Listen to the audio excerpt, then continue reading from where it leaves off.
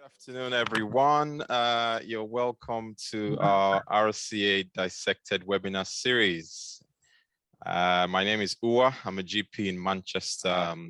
I'm a nationally elected council member of the Royal College of General Practitioners, and I'm the current vice chair for the Northwest England faculty. I am so glad to be here, and thanks for joining us. All right, so obviously, really quick housekeeping rules were being recorded. If I hope you're happy with that, because it's quite good so that we have it on our YouTube channel. People can go back, play, and listen to it. Our last RCA webinar was very well received. We uploaded it on our YouTube channel, and it has over about 600 views at the moment. Okay, so this webinar is being hosted by Nigerian GPs UK in collaboration with Nigerian doctors in the UK and Black women in health. We have some main panelists, but we also have other GPs and GP mentors who will be joining us to sort of help support us with this webinar. So our first panelist is Dr. Christiana. I'll probably introduce her properly before we start. We've got Dr. Chogo, we've got Dr. Omo, we've got Dr. Ejiro, and we also have others around. So today, slightly different from our last webinar, we plan to sort of try and look into the consultation as a whole, from start to finish. We have some simulated role play RCA cases. Just a big disclaimer, these are not real life cases, and these are not cases that were recorded for RCA examination at all, just for our learning.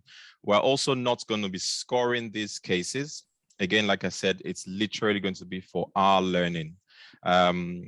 If possible, make sure your mic is on mute.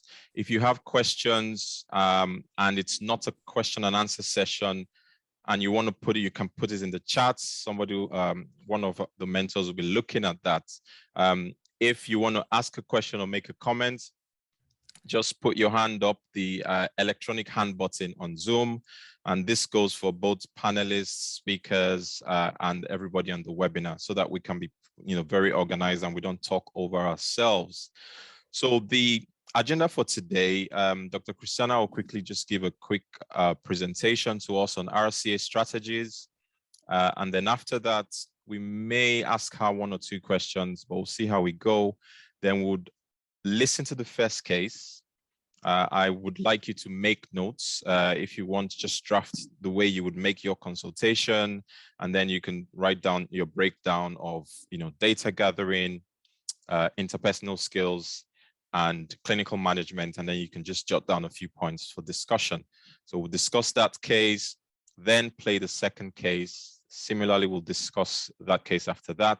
Then we would hear from Dr. Omo on her motivational session, and she'll be speaking on something really significant today. If there's time, we may listen to a little bit of the third case, but then we'll just take some more Q&As. Hopefully, we plan for 2 hours this afternoon.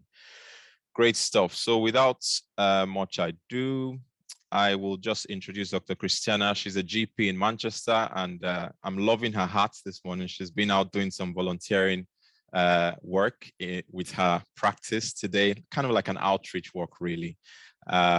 So Dr. Christiana, she's a GP mentor with the Nigerian GPs UK.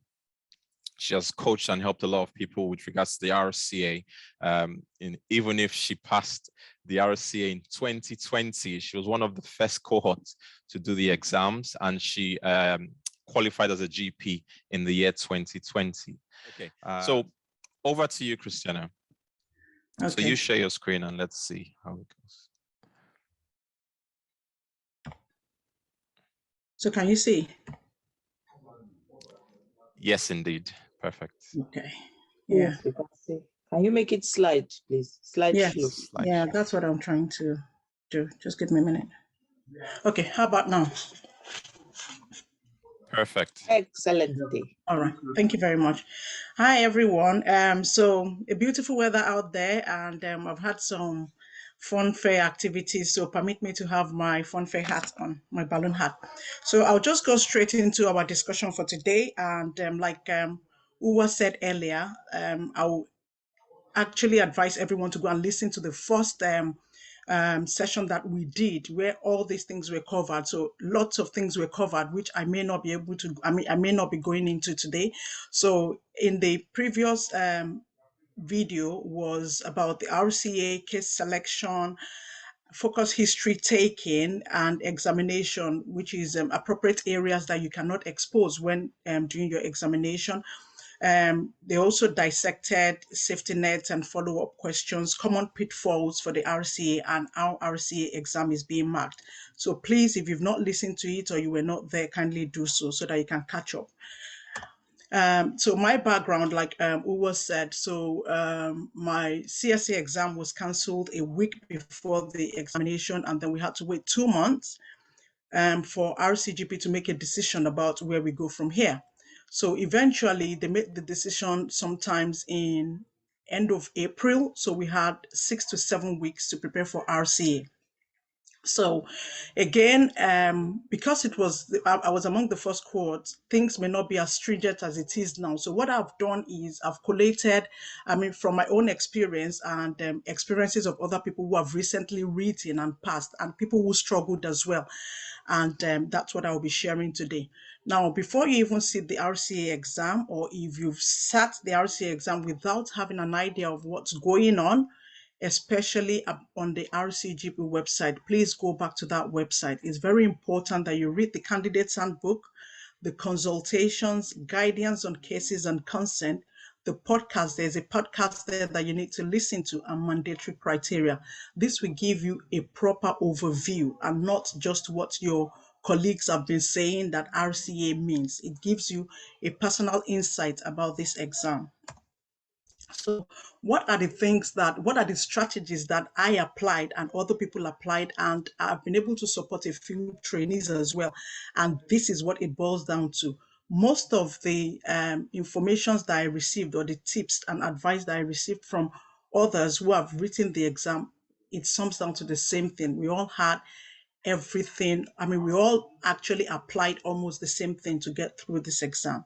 So first of all, I would say it's an intense exam. It requires commitment and it's absolutely doable. I did it under 6 weeks, but again, I know the criteria may not have been so challenging like it is now, but it just means that it's doable. So give yourself up to 6 months to prepare for the exam. You can start your recording as soon as possible. You don't have to wait until you're ready. Now, you need to be exam ready. When I mean exam ready with RCA, mentally and physically exam ready. It just means that for me, mindset was a big deal because I struggled with my AKT, but it was a blessing in disguise because by the time I was ready for RCA, the knowledge was 90% there. All I needed to do was work on my skills, my communication skills. So because I struggled with RCA, that is when you're getting ready for the next step of an exam, that's when all the thoughts will be coming that, oh, I don't think you're good enough and all of that. So for me, my quotes were very important. Motivations were very important. So I had different papers where I had different quotes about telling me, encouraging me and motivating me about different things. And I'm glad that Omon will be sharing this. So by my bedside, I had something I had to say to myself, words of affirmation. I got that Aurora, there's an Aurora sheet that different things were written there, affirmation saying that I've done so many exams before, I can do it again. So I had them almost everywhere in the house. So even when those thoughts are coming, thinking that I'm not good enough, there was no way I could encourage those thoughts to continue. And because I trained as a less than full-time from the beginning of my training to the end of my training due to family commitment, it was 5 years, my mind was made up. I just wanted to leave training. I was tired. I was fatigued. And so there was no way I could limit my mindset. All that it was pointing to was I just needed to leave this training. So it was important for me to identify and inform my support system, and that is what I will encourage you to. And you will see that I wrote, be specific about the kind of support you need. Now, I would pick each and every one of them and I would talk about them. So for my family, luckily my husband had to start working from home due to the pandemic. And I said, hey, you need to look after the children. There's no way I can be committed to playing the motherhood role. I need that time off. These 6 weeks, I just need to clear this exam. My friends, so I had friends that we were studying together and even friends in practice. We were about three writing the exam at the same time, doing the exam at the same time. So it was important for us to check on each other, our welfare, if we were struggling, how we could support each other. So we made known to each other what we were struggling with and what we needed support with. Colleagues. So NGP UK actually organized a face-to-face session preparing us for the CSA. And good for us, lots of senior colleagues came around and they were like, oh, if you need anything, if you need any assistance, we are here to help you. So for those that made that commitment, I actually contacted them individually to tell them, I just need an hour of your week. So I had about 3 other senior colleagues that I was practicing with. And what that did for me was they said, oh, we've not done the RCA before. And I said, okay, any of the CSA cases that you've done, at least you've sat the CSA exam, just let's go through it. So when I call them up or when we schedule a discussion, I don't know what case I'm going to be discussing.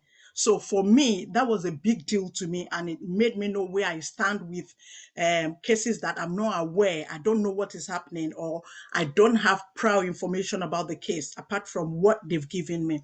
So with my study groups, we went system by system so that we were able to cover everything, and we were giving each other honest feedback in terms of with study groups, 3 or 4 is okay, where you have somebody looking at your history taking, one looking at your clinical management, one looking at your data gathering. So that was important. With my supervisor, we actually sat down.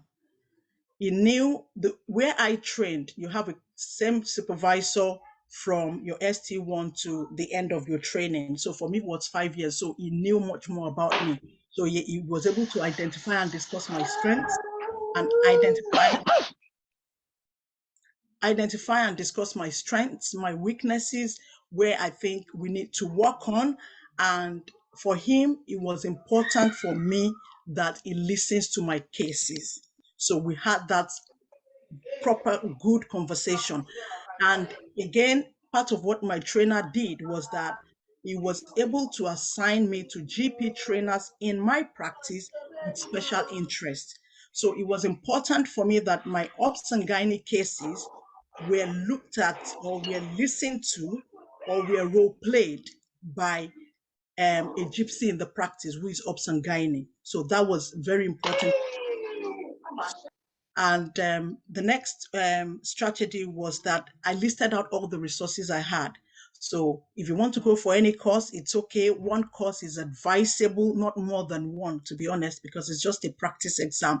So the RCGP course was really good. It's actually, it made me more comfortable with the exam because it was like I was hearing the big deal. So that's a course that I would encourage anyone who wants to go for. The video, you have several videos, several audios online, but as time goes on, as you listen to it, you will realize or you will know the one that you feel that resonates with you, and then you keep that and you use it. There's an RCGP flashcard as well that was helpful to me.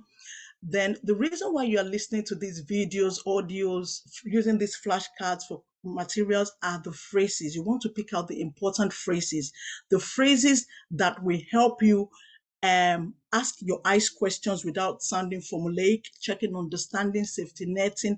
So for me, like every night when I want to go to bed, I just doing nothing, or maybe I'm just having a meal. I just want to, those were the period of time where I listen to the videos and the audios. Now, it's important that you have a study timetable. If you're less than full-time, as I was working 60%, so I was at work 3 days a week. So those 3 days, if I can record, fine, I have to try my best. If I can't, I have another 3 days that I go into the practice. I'm not being pressured to do any admin or any other work. all I've come to do for the next 3 days is to actually record. So I can cherry pick the patients and go ahead. And 1 day out of my 7 days, I did nothing. Because to be honest, this exam is draining, but is doable. So it's important that you have that day or you set time that you have to rest while doing all this. Now, another thing was another strategy was for me, which I think is important as well, is listing your possible cases.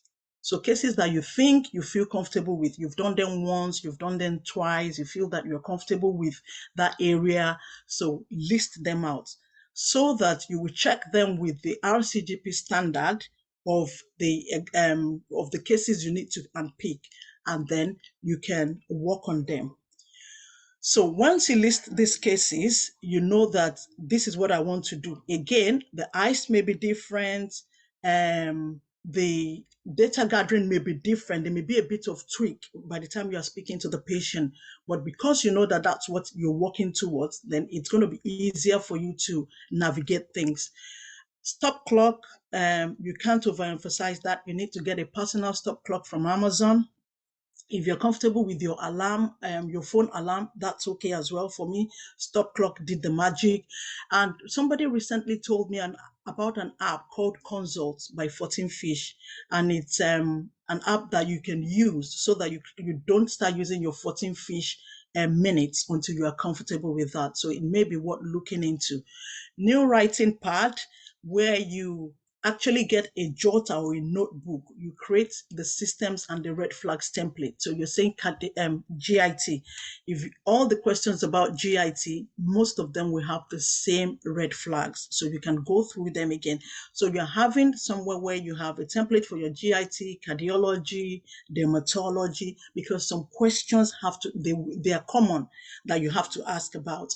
So you can have that as well, and you can always flip through. So you're having a case that is coming and you felt, oh, I don't think that I really know about this case. That is something you can quickly look into before you call up the patient. Now, the most important thing that I found useful for me during this examination was, because I'd already prepared for CSA, and I was preparing for CSA, I actually made sure that before I call out any patient, so once I get into the practice in the morning, I have a look at the cases that I'm likely to record, and then I make a case out of them. So I bring out an A4 sheet and I write name, just like the template that all these textbooks, CSA textbooks will give you: name of the patient, age of the patient, as the patient. So I'm looking through the patient's record to write this down. As the patient have any recent medication, as the patient got any drug or drug allergy. Now note, you already have a prior information of why you're going to be calling the patient.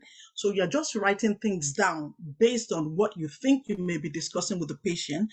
And the reason as well is to save your time. So you know that a patient wants to discuss contraception, and you can look through the records and you see that, oh, the patient came in for blood pressure about 2 months ago. These are things that you are going to be verbalizing. The examiner is not there to see the recording with you. To see the patient's record with you. So you need to be verbalizing this. I can see that you've got no drug allergy. I can see that your BMI was. I can see that your blood pressure is. So that this is because you have the information in front of you. So now starting to ask the patient, have you got any drug allergy? Do you smoke? Do you drink alcohol? Again, it's taking a few minutes of your time, and you need to actually save up your minutes. Then one thing I struggled as well with is, I realized that by the time I'm getting to the end of my minutes, and when I tell the patient, maybe I'm prescribing a medication, the patient is saying, oh, where are you sending a doctor? So I had to add nominated pharmacy to mine, saying that, okay, this patient has a nominated pharmacy. So I'm going to be verbalizing before you start asking me, where are you sending it to? And we spend another 2 minutes on that. Okay, so I'll send it to your nominated pharmacy. I think you've nominated Tesco, and that ends the conversation then. So record as many cases as possible. Keep recording, even if you're not getting good cases initially. Initially, you won't get good cases, okay? But as the repetition, the more you do it, the better you become, the more fluent, the more relevant. So for some of my cases, all I had to record the cases that I knew that was possibly going to submit, like my contraception, my HRT case, I actually recorded 3 times. So by the 3rd attempt, it was good enough for submission. So don't think because you've not done well in the first recording, or you don't think this case is for you, you just need to do it over and over and over again. Analyze your videos with marking scheme. There's a marking scheme on RCGP website, and dinaries do share it as well. Now you have to be honest with yourself. You are your greatest fan, you are your greatest critic. Divide them into red, amber, green. So when you've used the marking schedule, do you think that this is a red or an amber or a green case? If it's red, don't bother, just trash it and repeat that case if you feel that it's going to bring out your strength after all. If it's amber, these are the cases that you want your supervisor to be listening to, saying that I'm not sure if I should submit this case, but can you listen to it and let me know? If it's green, it's good to go. And what I did with my amber as well is I kept it to the last day of submission. And the reason was because so that if I don't get enough greens, I know that, because even my supervisor as well told me that, oh, let's just skip this because I'm not sure. So that at the end of the day, if you don't get enough greens, the amber is there to go through. Again, the amber may not score you all the points. You may not get 9, but at least good enough to earn you something decent. Now, it's very important, whoever you are doing discussion with, be ready for honest and critical feedback. With this examination, you just be ready for it. So some people will give you feedback in a way that you feel or may upset you, okay? If you need to feed that back to them, by all means, please do. But if you're giving any honest feedback, please work on them. Don't just dish it and say, okay, maybe because that's the particular case. Because you're giving an honest feedback about your data gathering or about your clinical management, it means that you need to work on them so that they can be helpful for other cases. Now, use your study leave and your annual leave wisely. One of the people I supported with the exam, what we did was, how many annual leave days do you have? He was doing full time, so I think he had about 20 annual leave days. Now with full time and this exam, you have to be more strategic, because at the end of the day, there are days that you need to do your work at the practice and you still need to record.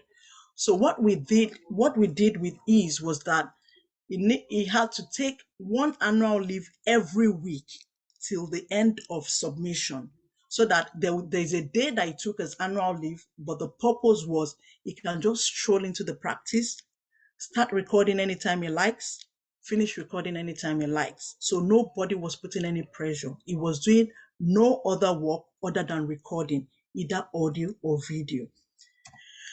Now, again, this exam is just practice, practice, practice. If you get anyone who is willing to help, offering you their time to say, okay, even if it's half an hour, practice a case with them.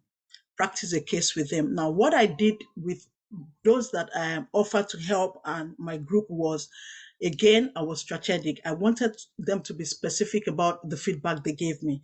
So sometimes I'll tell somebody else, please look at my clinical management in this case. I just want a feedback on only clinical management. Somebody else, look at my data gathering. I just want a feedback on data gathering. And as time went on, they were consistent in their feedback. So I knew where I stood with all my, every area of the exam that I needed to work on, and I knew the ones I needed to improve on. So the more consistent the feedbacks are, you want to maintain the ones that you already have a good feedback in and work on the ones you don't.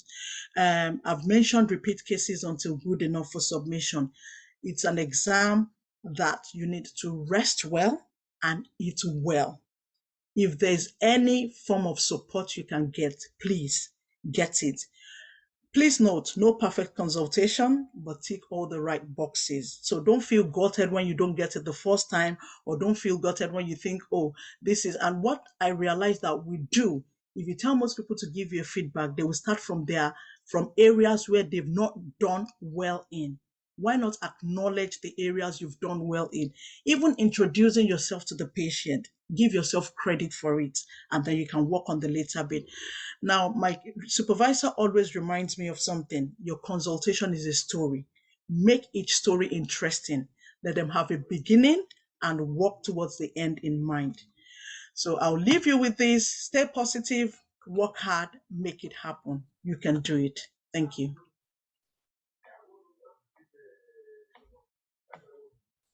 Wow, wonderful. Thank you very much, Christiana. I was looking for the clapping emoji, but I couldn't find it. Excellent. So much on there. Thank you so much. So this is one of the reasons we record these webinars, because there's quite a lot of information packed in there. I can see your hand, Chogo. So we'll go back and record it. So let's hear from Chogo, and then I'll come back. Thank you. Thank you, Christiana. I just want you to clarify what you meant by saying that you recorded your HRT 3 times. You mean that you had 3 different patients, and the 3rd time of recording a different patient who had come with HRT, you got it right. Is that what you mean?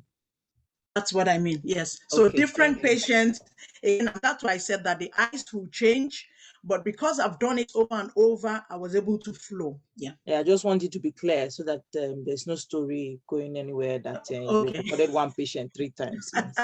No patient has that time. Exactly, and it is wrong to do that. Yeah. Thank you for that, Chogo. Thank you, Christiana. So there is obviously people are thanking you on the chat and all that. So there's a message that, or a question from Dr. Abdul, just asking about our Rca Resources. So like I mentioned before, I don't know if you were listening. So we don't have a learning hub or Rca Resources per se, at least at the moment. So what we have as an organization is we have a webinar series of webinars, and this is the 2nd in the series. So the first one was done in December. If you go on our YouTube page, NGP UK, just type it in, you would see lots of videos. You can subscribe, and then you would see Rca dissection series. We had one in December, fabulous. There's lots of information there, and hopefully this is going to be added to it as well. I hope that helps. I have one question for you, Christiana, and then we'll move on to listening to the cases.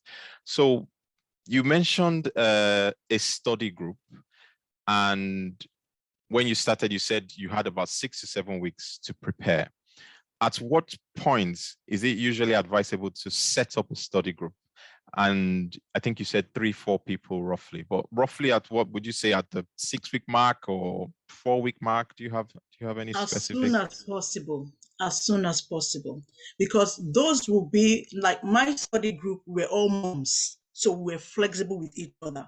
But those, and we noted that we had the same passion and we were very thorough. So it wasn't that, oh, because I didn't say anything well, you now be rubbing things and say, or telling me, oh, it was good. No, critical feedback. So as soon as possible, because this study group was very consistent. So those were the first set of people that I knew before I was having discussion with every other person. So because of the consistency, you know that you're having an input into your CSA recording at least every week. Great stuff. Thank you very much for that. So there's a question in chat. We'll probably just address that now, and then we'll move on to the recording. Omo, I don't know if you might be able to come in here. Are you available for us? Yeah, cool. So it's just a question saying about study leave, or anyone can chip in, that they reckon there's an arrangement for you on those days off. When you take a study leave or annual leave, there's an arrangement on those days off with your supervisor to see patients and record. Yes. You just make the arrangements. This is part of the support that you need as a trainee. And you are offering to use your free time, because it's not like you're just going to record and finish. You're actually managing a patient. So you are increasing capacity for the practice. I don't think any practice will refuse you coming to work on your day off. No, because you are taking cases, you're providing them like free service because you need to get through your exam. So I struggle to find any reason why you will not be allowed to come in, except maybe there is no room. But that's what most people did. That same thing I did. I used my days off to record cases. Thank you, Chog. Can I Omo, just do you have add in anything? there? Sorry. Okay, go on, Christiana, go on. Yeah, so I think one of the things is that you can actually speak with reception to book you a room before. So the week before, I usually speak with reception. Can I have a room? I'm coming in to do recording. Everybody knows you're writing the exam. So there's that kind of priority. So make sure you are talking to somebody about it, and they will definitely get you a room. Yeah, I just agree with what both of them said. I think there's no one that would say no, because you're not just preparing for your exam, but you're also adding value to the practice. So yeah. Thank you very much. So we'll just go quickly to the first case. So get out your plain sheet of paper if you want. If you are able to, that's fine. I just feel like it will be better to follow it if you have something to make notes and sort of listening. So let me see if I can just share. Okay, so.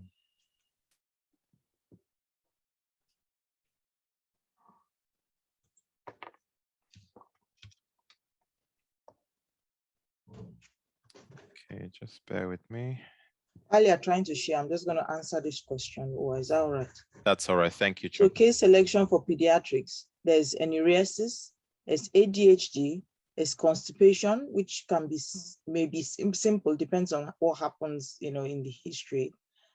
There's, for my case, I had a patient who wanted investigation for a specific thing, Leishman syndrome, and it wasn't that. I ended up moving towards treating for this DDH, that's developmental dysplasia of the hip.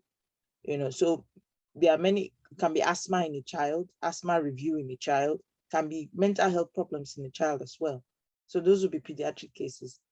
Elderly patients, COPD, asthma, flare of Crohn's, there are many of them would have, long-term conditions that even hypertension, depending on how you do it. So I'm just going to let work play in this case now. Thank you.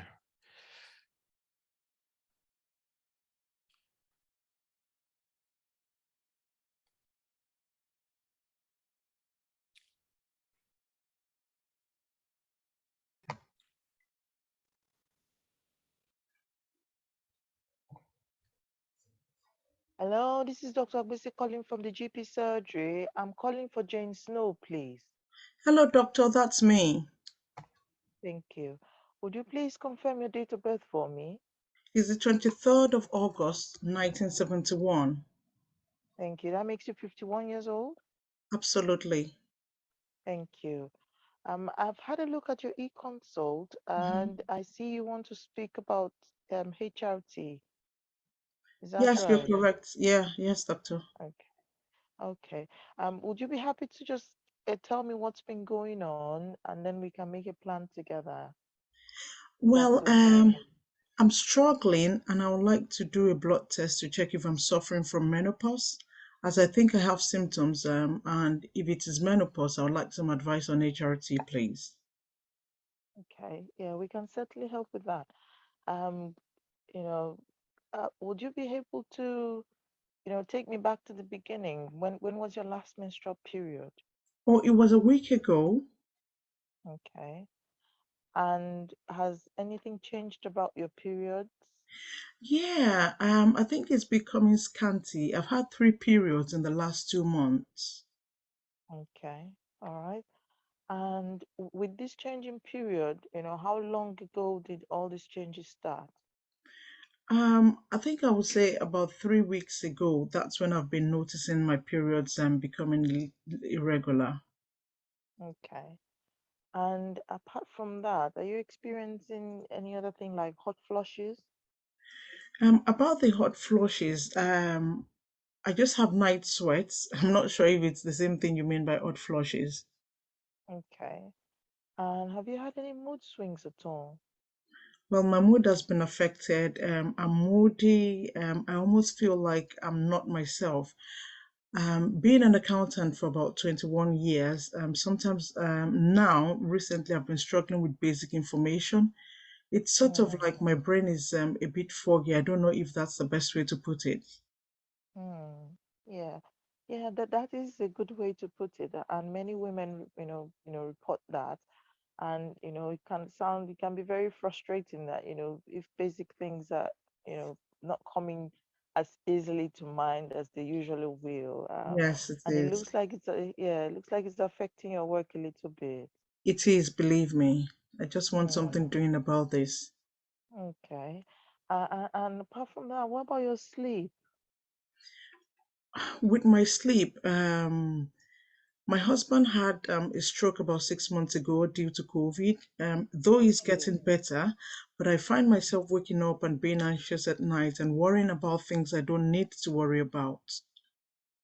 Okay. When you say you worry about things you don't need to worry about, what sort of things are you worrying about? Like my child, even though he's a 20-year-old lad, he's doing well. I don't think I need to worry about him, but I just find myself constantly worrying about him. Finances are okay in the family. My marriage is fine. So, to be honest, I can't place it what exactly I'm worried about. So, life Okay. has been generally good, no problems at all, but I still find myself being anxious. Okay. And before now, have you ever suffered from anxiety or any mental health issues at all? Not at all. Okay. All right. Yeah, so this could be in relation to the menopause as well. But shall we just have talk a little bit more and get some more information? Is that okay? Okay. Okay. So just this is quite private and quite personal, but we ask everyone about this, and it's quite personal. Just wanted to ask, regards to down below, has there been any dryness, any vaginal dryness at all? No. Okay.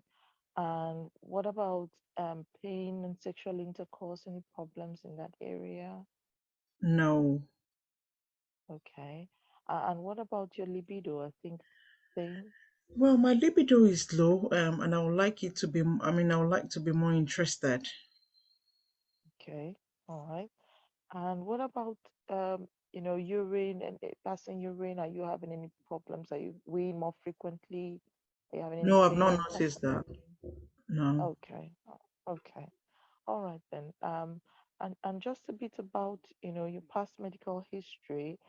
I see that your cervical smears are up to date. Yeah, correct.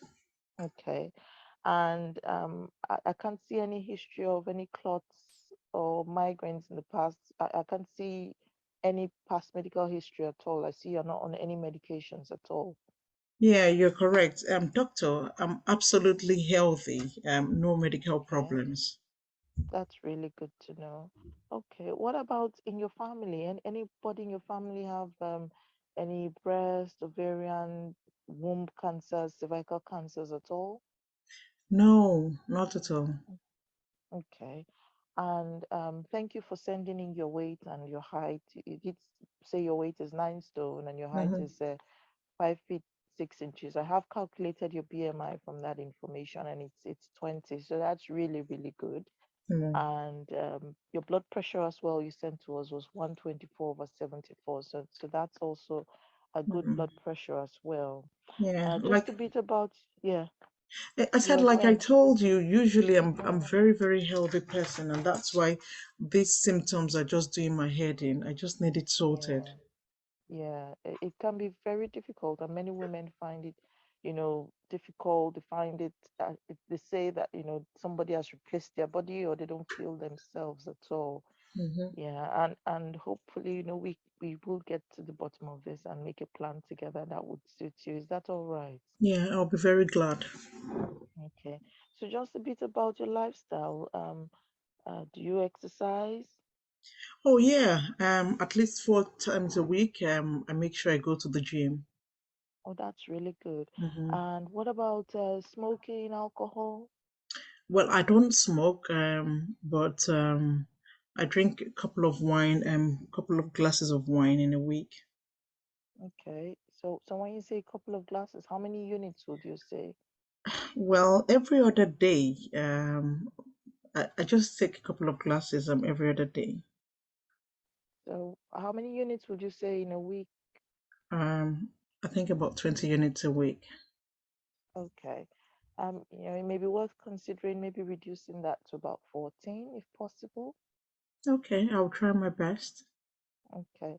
Yeah. So from speaking to you, it does sound like you are experiencing what we call perimenopause, and you've said you wanted to do a blood test and you want to talk about HRT. Um, a blood test will not really give us more information at this point. From speaking to you, it is clear that you are experiencing perimenopausal symptoms. And we Mhm. say that it's perimenopause because menopause happens 12, we say menopause after 12 months of no periods. Okay. Okay, Yeah. okay, So okay. in regards to HRT, was there a particular thing you had read, or was there anything you had, which kind of HRT? If you can share with me what you know about HRT. Well, I've got a very lovely friend, we've been childhood friends for years and years. She's called Ferenda, and she recommended patches, and they absolutely swear by them. She could swear by them that they changed her life, and I believe her. So I think I would just want to take to Ferenda's advice and have this HRT. Okay. All right. So there are different forms of HRT, which is hormone replacement therapy. Um, you have said you want to talk about patches. Hmm. There are different forms of HRT. Would you like me to talk about those, or do you want to speak about the patches? I think I just want the patches. I believe Ferenda. Okay, all right. So with regards to the patches, for you, because you have a womb, we would need to give you both an estrogen and a progesterone patch. Okay, Okay. and it's really, really safe. And so far from speaking to you, you are in good health, and you would be a good candidate to have the HRT. Hmm. So the tablets, or the sorry, not the tablet, the patch that we will be prescribing will be called it's called Everel Sequi. Okay. Okay, Mm. so the first patch is an estrogen patch, which is called Everel 50. You apply it uh, twice a week for the first 2 weeks, and then you Okay. apply the progesterone part of the patch twice a week for the next 2 weeks. Don't worry, Okay. all this will be written down clearly, okay? You Okay. just apply the patch below the waist on areas that don't have hair. So Mm. most people apply it on the buttock, okay? Okay. Yeah. And with regards to the patches, once you started using them, what we usually advise is, do your breast self-exam monthly, and if you notice any abnormal vaginal bleeding, after 6 months of using it, please let us know immediately. Or if you notice any lumps in your breast, we need to know about it immediately as well. Is that I'll all right? definitely do. Yeah, I'll do.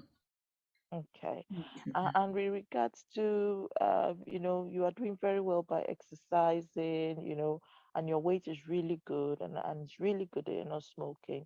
Mm. One thing that can help as well is reducing the alcohol, as I said, maybe having alcohol-free days, or, cutting down to 1 glass instead of 3 glasses. Just try to keep it down to less than 14 units. Is that all right? Okay. Yeah, I'll do that. Okay, yeah.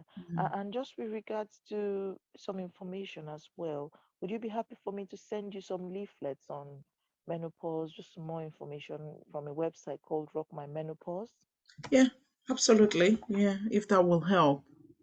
Okay, yeah.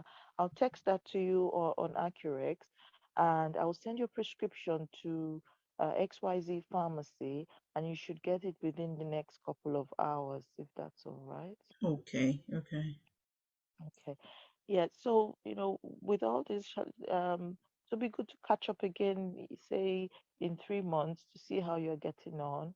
And sometimes, HRT, some people experience breast tenderness. Sometimes people experience different, symptoms with the HRT. If that happens, just let us know. We can, alter different types of the HRT to find the one that is suitable. But most people do well with HRT. And Okay. just like you said, your friend has done very well with it. Oh, thank you very much, doctor. Thank you. Okay. All right. So I'll Mm. send a prescription and I'll catch up with you in 3 months' time. Okay. Okay, that's fine. Thank you very much, doctor. Yeah. Okay, thanks. All Bye. right. Bye-bye.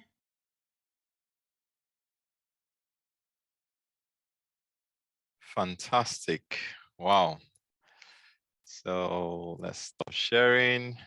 We've got a few comments, just one or two questions in the chat.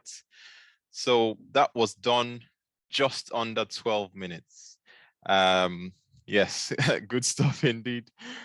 Somebody said they wish every patient was this straightforward. Obviously, HRT is not the easiest on the block to record, or even as a consultation. Even when you're not recording it, it's not the easiest on the block. But we just felt we should bring this forward for discussions, more so about the consultation process, the communication skills, checking her ideas, concerns, expectation, checking her psychosocial history and stuff like that. So I think there's one question, if I'm not mistaken.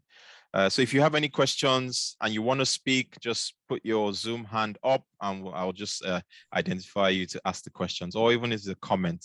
I hope you're able to learn something from that. So somebody said, Dr. Abdul said, how would you say the menopause and HRT station is challenging enough?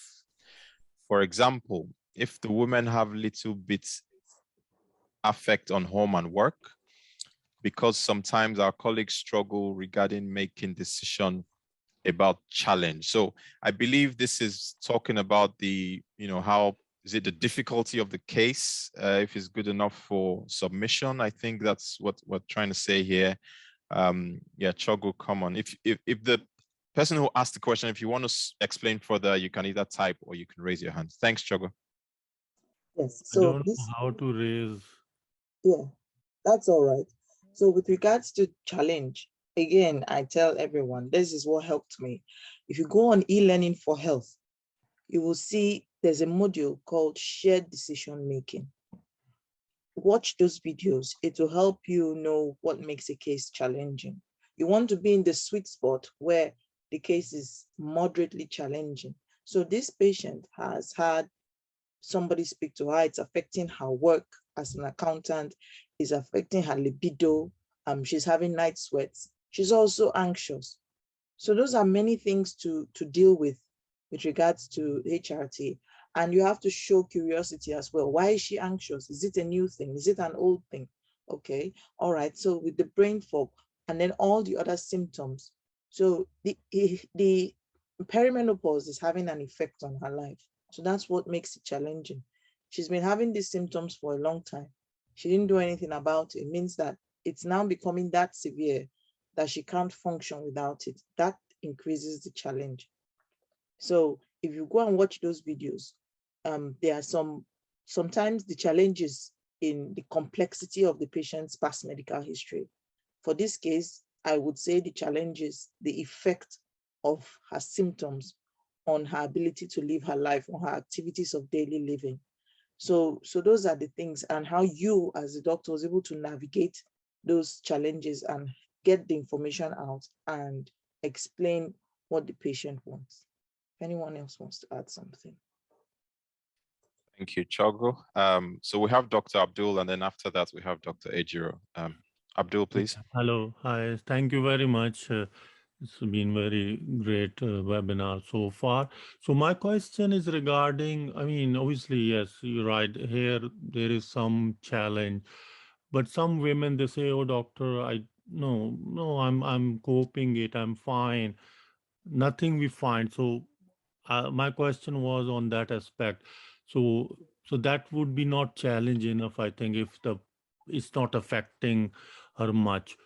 And the second question is that, this patient, you in front of yourself, like you got a BMI and everything, but most of the time we don't have that, or recent any investigation. So we wanted that before starting HRT.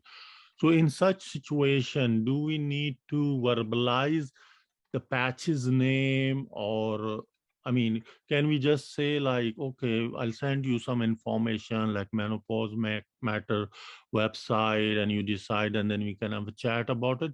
Or is that in management plan, do we need to basically decide or say the name of patches or tablets or gel? I hope it makes sense, my question. I mean, Yes. so these are the two questions, I mean, which I wanted to clarify, really. Thank you. Okay.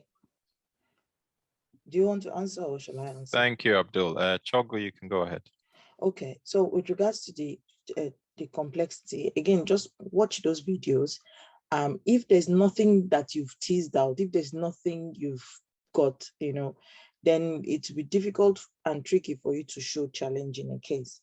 Then with regards to management, you need to show the examiner that you know what you're talking about with regards to HRT. Everybody knows that there's patches and there's gel, and everybody knows that HRT comes in different types, because it is everywhere on the internet now, So you have to mention the different. You can say we can give you an estrogen patch, which is called estrogen Conti, Everell Conti, and Neutrogestan, which is a micronized progesterone. For that one, you take 100 milligram tablet every day for 25 days, or 200 milligram tablets for the first, for half the cycle. Or you can have the patch, which is called Everell Sequi, and you apply those patches twice a week for, for the first 2 weeks, and it will all be explained. You need to mention what you want to offer the patient, even if it's just one or two, just so the examiner knows, because you have to prove that you know what you are saying.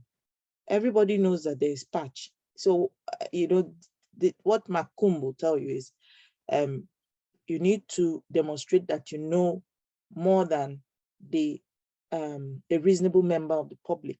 So a reasonable member of the public knows that HRT comes in various forms. So what's the difference between you and that person? You need to demonstrate the knowledge in the management part. So you need to mention the one that you would recommend for the patient. Then they may still end up going with another one.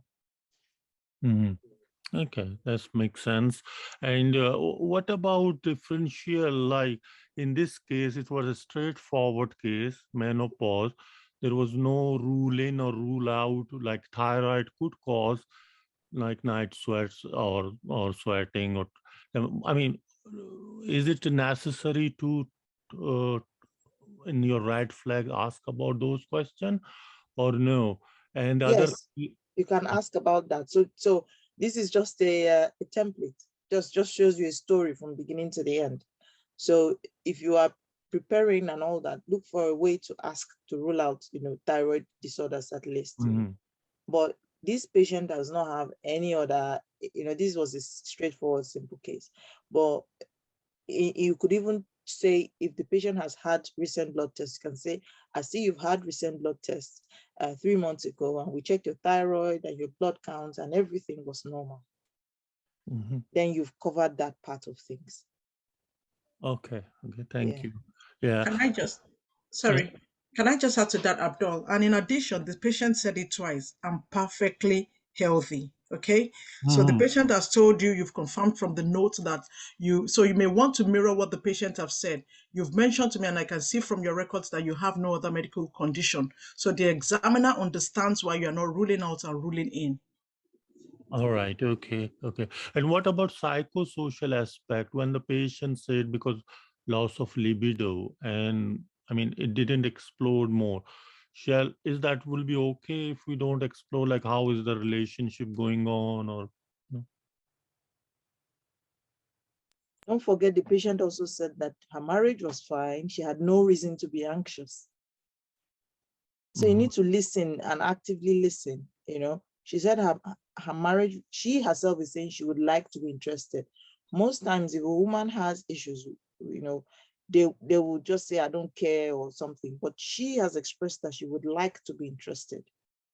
And then she mentioned again later on that there's no issues with, she's happy with her family, she's happy with her child, there's no financial problems. So, you have to balance what information you're looking for with the information the patient has given you, and not appear to be formulaic as well. It has to be like a conversation. Sorry, Toby, could I say something? Yes. Yeah. So in reference to the question that was asked, now the point is not all stations are going to be this direct. There's always a there's always a point where you feel that the patient hasn't made a choice, and you can still say, okay, fine, we have these patches, we have tablets, we have those and those, you understand, and give them, okay, fine. Do you mind? You have patches, and you tell them the components of the patches and the tablets, and how do you give them? Do you mind if I give you a leaflet so that you can read a bit more, and we can have a discussion after you have decided or having more information? But the idea is that you have to make it fluid. It is not always going to be straightforward, but like Chobi said, don't make it from length. It has to flow.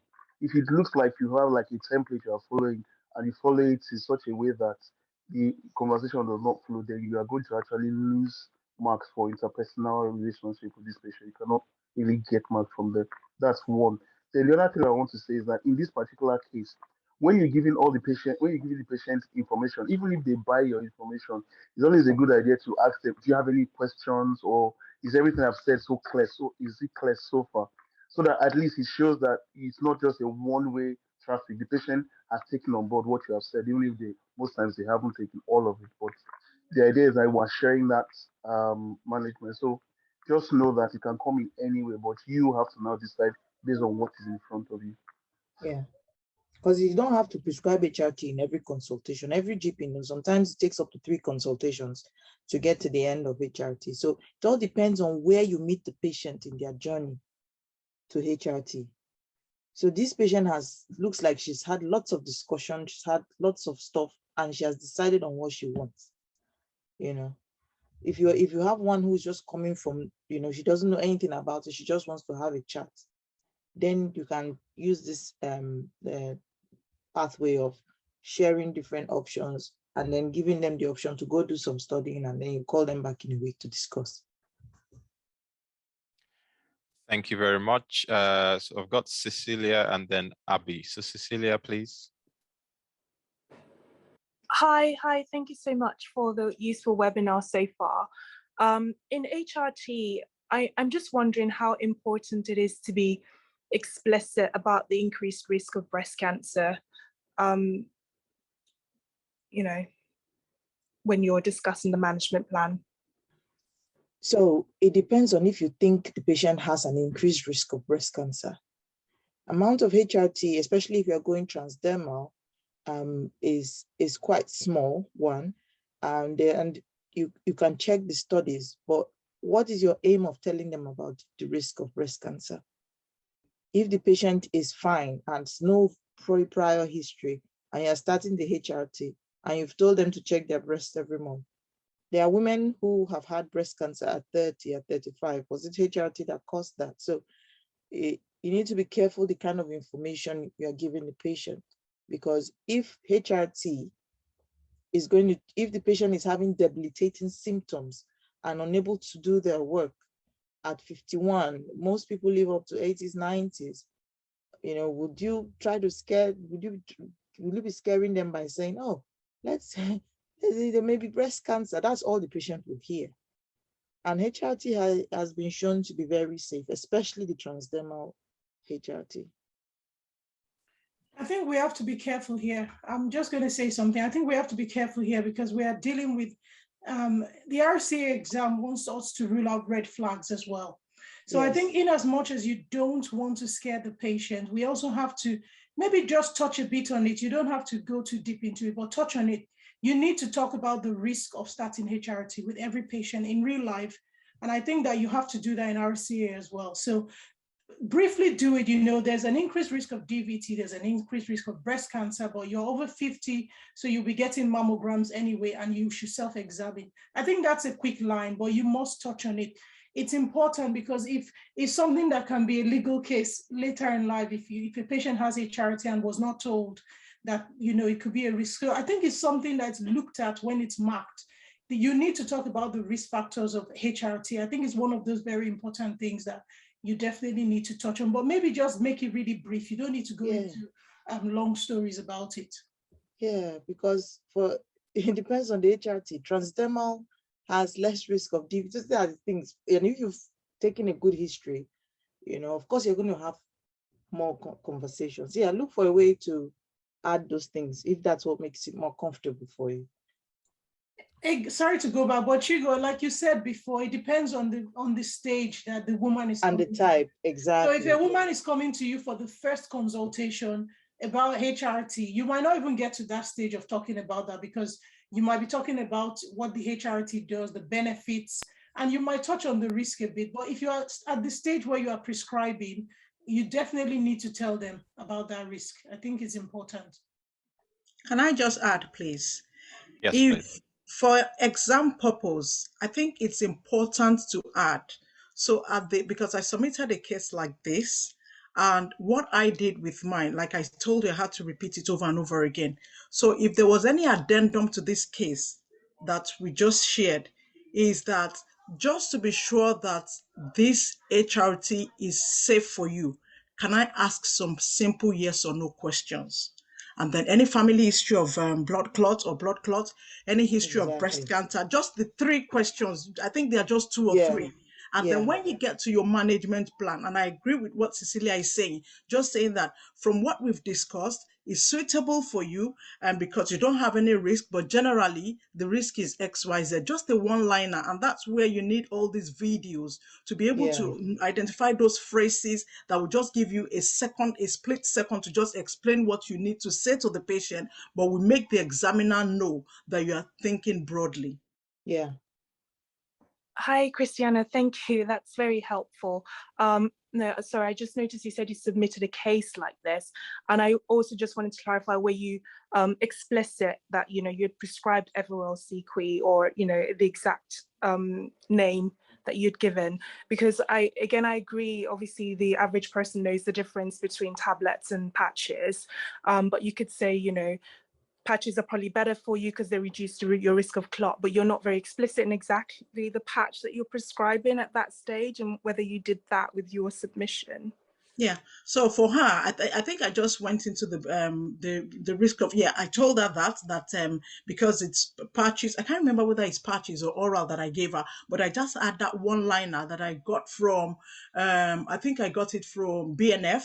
There's a one liner in BNF which says, oh, the risk of breast cancer in HRT is maybe one over, I can't remember what it is, but I 1,000 something. Exactly, like 1 in 1,000. So so I knew there was a one liner that I used there, just to inform the patient. So Christiana, did you say the specific name of the drug you were going to start? Yes, definitely. Yes, so I said you're starting. Tell them and how to take it, and how to take it. But this risk of blood clot and breast cancer, I just simplified it. It was just a one-liner, nothing to, like Chogu said, nothing to make the patient worry or scared, but again to make the patient aware and the examiner to know that you know what you're talking about. Okay, thank you. Thanks, Cecilia, for that. So Abby will be the last question, so we'll move on to the other case. Thank you. Yeah. Thank you very much. And just to say thank you to the organizers, this has been very useful. So my question is not with regards to menopause. It's still the struggle with trying to get some complexity about a case. So in a situation where you have a patient who's known with, for example, diverticulitis, and the patient thinks it's a flare-up again, and the symptoms are quite classical, and the agenda of the patient is, oh, I want antibiotics. And you say, well, yes, your symptoms do sound like it might be a flare-up, but there are other things. You ask questions, and then you say, but I would like to bring you in and examine you, you know, just to make sure that you're not systemically unwell. Obviously, I didn't use that term, but you get what I mean. And the patient says, I don't see why I have to come in. I had antibiotics before, just give me antibiotics. And then you explain and say, okay, look, I'm happy to give you antibiotics, but I need to be absolutely sure that that's what I'm treating. So I would urge you to come in.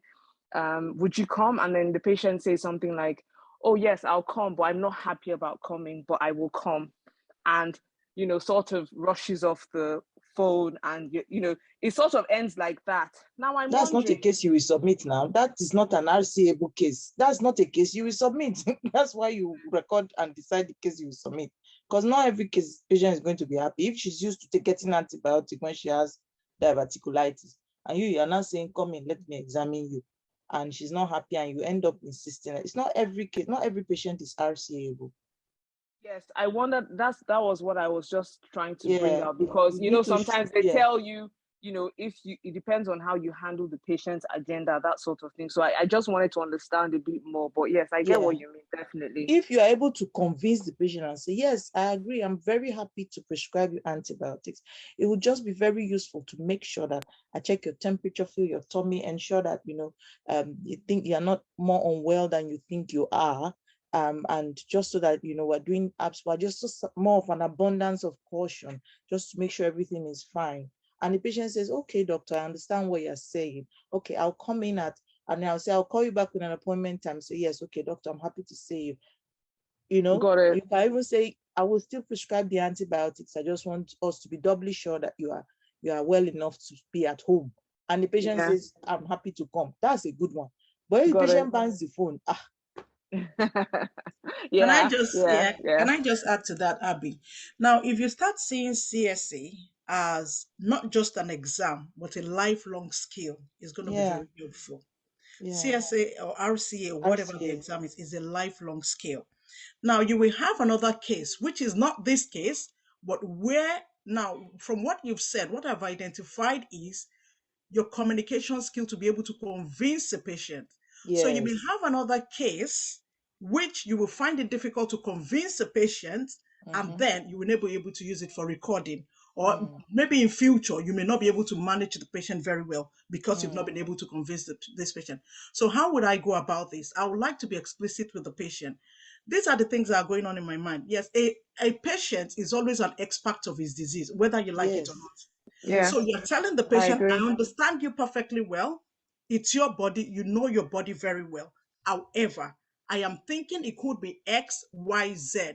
It doesn't mean you want to scare the patient, but if it means telling the patient one of the differentials that is scaring you as a doctor, I usually tell my patient, if you tell me something, I'll say, as a doctor, I am scared because you've mentioned this, and that's why I want to send you to A&E. So if you're explicit, as a doctor, I am thinking of this and it's scaring me. So for us to put our mind at rest and be sure that this is only antibiotics, can you please come in? And then you go from there. Got it. Cheers. Thank you very much. Thanks, everyone. Thanks, everyone, so far. So we'll have to move on to the next case. So, Abdul, I see your comment there. Tosin, I agree with you. Olu said something like, did I hear any worries? Did the lady have any particular worries? I think she came in wanting to have blood tests. She had the symptoms that were affecting her. Otherwise, there was no, mental health background. Family life seemed okay. And she was ready to do something for these symptoms, so there was really no need to do blood tests.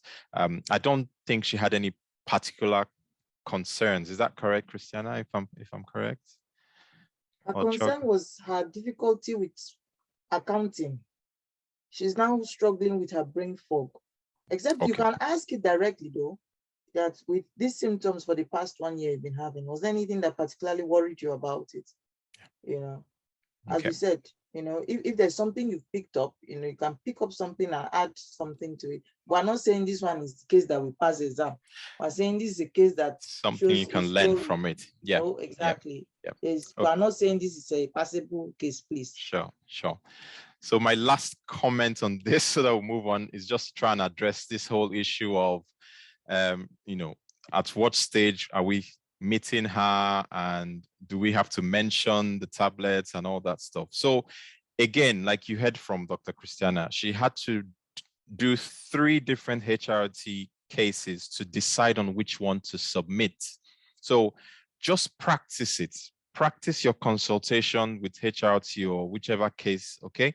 Just practice it, go over it, discuss it with people, let your trainer listen to it. So, for example, if she wasn't ready to start there and then, maybe it was her second or third, because it's an exam, you would have to express the knowledge that you have, because after this exam, you're going to be an independent GP, whether you like it or not. So they want to be reassured that you know at least to an extent what you're doing.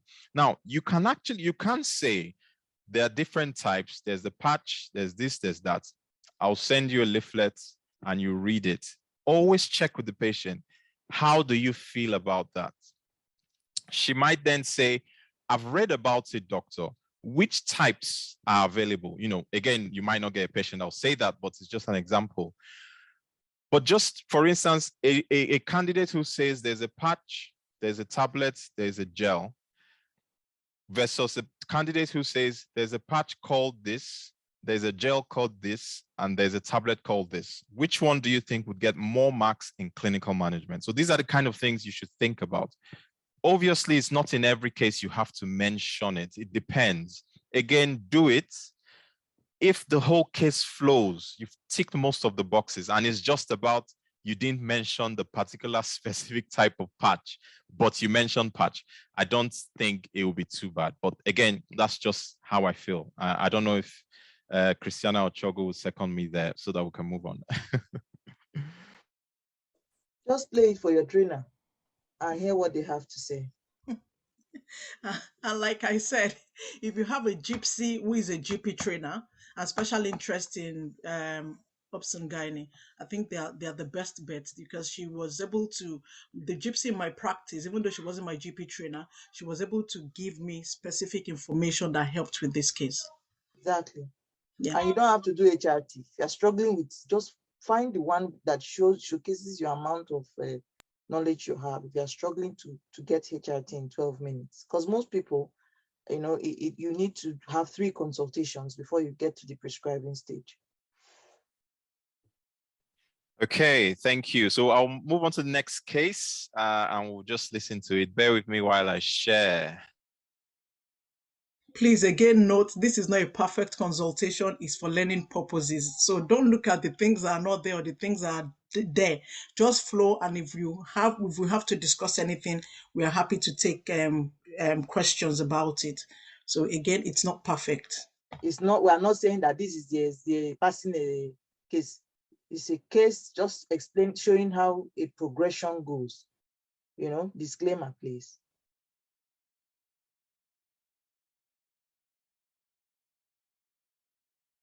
I like those disclaimers. Okay, so let's share screen. So Chogo, Omo, Christiana, kindly keep an eye on the chat for us, please, and we can come to them later.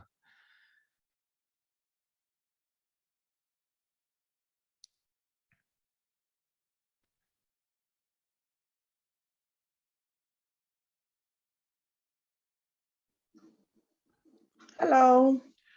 Hello there. Hello, doctor. Hi. Is that Anthony Marshall? That's me speaking. Yes, doctor.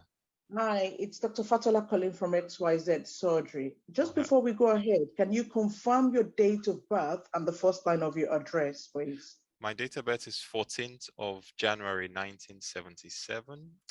First line of my address is number 3 Wimslow Road. Okay, thank you. And are you okay with me addressing you as Anthony? Tony is fine. Okay, thank you very much. I can see the message you sent us, and you've written that you would like to discuss a blood test for prostate cancer. Am I right? That's correct, doctor. Thank you. Okay, so tell me about what has been happening and how can I help? Well, I've had some problems with my urination for about 3-4 months now. Okay. Sometimes I just feel like I really need to go, and if I don't go at that time, I might wet myself. Oh dear. Okay. All right, and that must have been very embarrassing. Yes, because sometimes I'm at work in a meeting and I just have to excuse myself. I see. Okay. And you mentioned at work and in a meeting. What do you do? So I'm a business manager in a bank. Oh, okay. Thank you. Now, there are a few questions that I would like to ask you following what you've told me, that you're unable to wait for so long before you go and ease yourself. Am I right? That's correct. Okay. Now, do you notice that you've been having to go to the toilet lots of time in a day? Sometimes that has happened, yes. Okay. And have you been drinking more than normal? No, just the usual amount of fluids in a day. Okay. How about eating? Do you think you've been eating more than normal? No, there's been no change to that, doctor. Okay, thank you. And do you feel that whenever you go and pass water, you have emptied your bladder, or does it have to start and stop? So that has happened, not so often, but that has happened where I have to start and stop with urinating, but not so often. And how long has all this been? About 3 months. Okay. Also, your stream, how is it? Your stream of urine? My stream is fine, actually. My stream is fine. Okay. Now, these are some personal questions, especially when it has to do with urine or down below. Is it okay for me to ask them? Yes, go ahead. Okay. Any problems with sexual intercourse? No problems at all, thank you. Okay. Any swelling, redness, or injury down below? Not at all, no. Okay. And this next set of questions are to be able for me to assess the severity of your symptoms, and they are just yes or no questions. Will that be okay? Yeah, that's fine. All right. Have you noticed that you've been losing weight? No, I haven't lost weight at all. If anything, I've put on a couple of pounds in the lockdown, you see. I think every one of us has actually done that, isn't it? Yes. Okay. Any pain in your back? No, not at all, no. Okay. Any family history of prostate cancer? I think my granddad, my dad's side, he had an enlarged prostate, but it wasn't cancer. So no family history of cancer, no, of prostate cancer. Oh, I see. And when he had that enlarged prostate, what exactly was done to help him? I think he was started on some tablets. They talked about surgery, but the tablets were okay, so he didn't go on with surgery. I see. Okay. And how is he at the moment? Yeah, he's doing fine. He's doing well. Thank you. And his symptoms, has that resolved? I haven't spoken to him in a few months, but he's not complained about it recently. Oh, good. That's good to hear. And this question as well, this is the last question in terms of to be able to assess the severity of your symptom. Have you noticed any blood in your urine? No, not at all. No. Okay. All right. I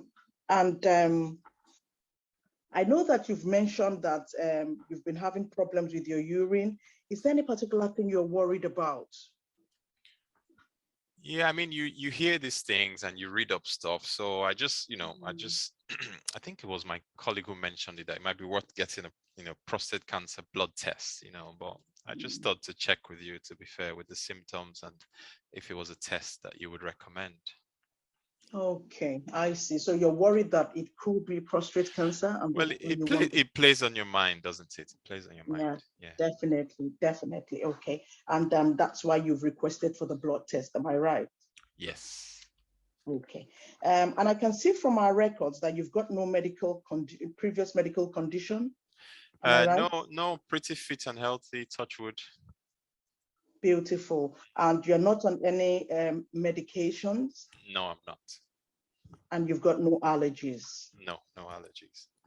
Okay. And I can see also that you don't smoke and you only take about 2 units of alcohol per week. Is that still the same?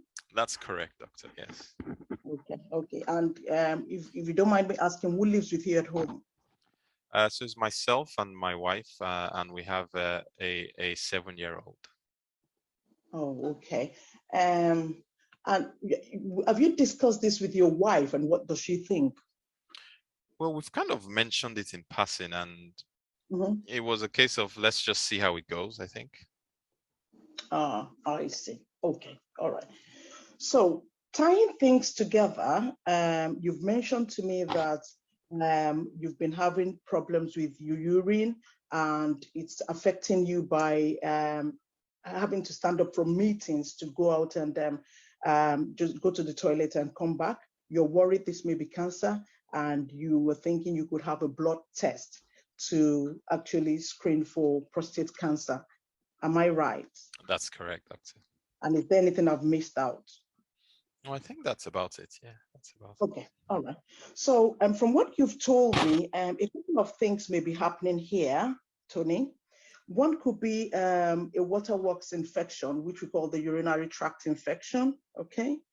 And we can exclude this by you giving us a sample of your urine to test it for waterworks infection. And if that becomes positive, then we give you some antibiotics. Yeah. Okay. Another thing that could be happening here could be the prostate enlargement. You know, you mentioned to me that your dad had, your granddad had prostate enlargement. Yes. And with what you've told me as well, this could also be a symptom. Okay. Now, do you know what the prostate means? I just know it's a gland that men have and women don't have. Okay, beautiful. Yes. So it's a small gland and it's usually below the bladder. And sometimes when it's enlarged, it makes the waterwork pipe very narrow. And so symptoms like this can happen. Yeah. Yeah. And if that is the case, because this is what I'm thinking, I would like to examine you. I would like to book you an appointment to come in and examine you through the back passage and feel for that prostate to see if it's big. And if my examination portrays that, then we can give you some medicine to shrink the size of the prostate and help your symptom to be better. Does that make sense? Yeah, it does. Yeah. Okay, all right. Another thing that I would like to screen for as well is what we call diabetes mellitus, where there's excess sugar in the blood. Can also make somebody go to the toilet more urgently and frequently as well. Okay, that would be good. Yeah, that would be good. Okay, but to screen for this, we will need you to have a blood test. Okay. Okay. Now, I know that you've mentioned that you want to have a test for prostate cancer, but from what you've told me, it's unlikely that this is prostate cancer. And the reason why I've said that is considering your age, you're just 45. We do encourage men who are 50 years and above to be screened. And also you've got no family history and all the worrying symptoms of prostate cancer that I've asked you, you've said no to them. Okay. Okay. However, I'm just thinking after we've had the initial blood test and you're still worried, we can definitely review it if you still want to be screened for prostate cancer. Okay. Okay. But what I would like you to know as well is that even when the blood test for prostate cancer is positive, it doesn't usually mean that a person has prostate cancer. Oh, really? Yes, because there are some other things that could cause the value of that blood level to be high. I see. Like what? Well, before you have the test, we usually advise that you stay away from sexual intercourse and exercising, especially like bicycle riding for 48 hours. Otherwise, it's going to affect the test. Oh, and okay. also, even urinary tract infection or waterworks infection as well can affect the level of the blood test. I see. Yeah. Okay. Yeah, but all this we can still revisit if we need to do the blood test. Okay. Okay. So what I would like to do now is book you an appointment to come in. I will ask the reception to call you and book a suitable time, but I want you to come in today. And as this is an examination that is a private examination, we do advise that the chaperone be in. Okay. Okay. So, like I explained to you about the test, is going to be through your back passage to feel for the surface of that prostate organ and also to feel the size. Okay, doctor. Okay. And if that is what we think, then we will be able to give you some tablets like your granddad to help shrink the size of the prostate. Oh, okay. That will be good. Okay. Now, at this moment, have you got any questions at all? No, not at all. I mean, will tomorrow afternoon be suitable? That's when I think I'll be free. Yeah, that's fine. When reception calls, you just let them know, and okay. Then I can book you in to have it done. Yeah? Okay. Thank you, doctor. Now, yeah, you're welcome. So I don't expect anything to change between today and tomorrow, but if you feel unwell in yourself or you're having pain around your pelvic area, or feeling unwell or blood in your urine, you need to let us know as soon as possible, or call 111 or 999 or visit AMA. Yeah. Okay. Thank you very much, doctor. Okay. All right. So I'll see you when you come in to examine you. Yeah. All right. See you tomorrow, doctor. Thank you. Thank you very much. Take care. Bye. Bye.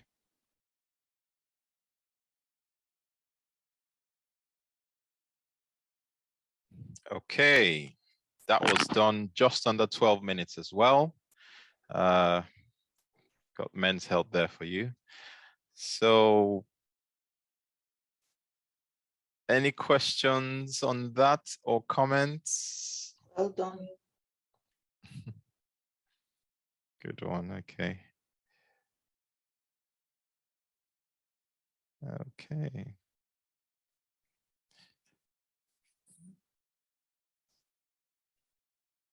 Okay. No comments. We've got one.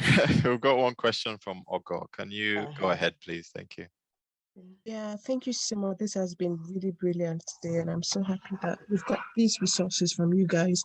But I just wanted to say something about the very last statement she made, which is about the safety netting, because this is very important, and when it comes to passing RCA, and that's in terms of the specificity.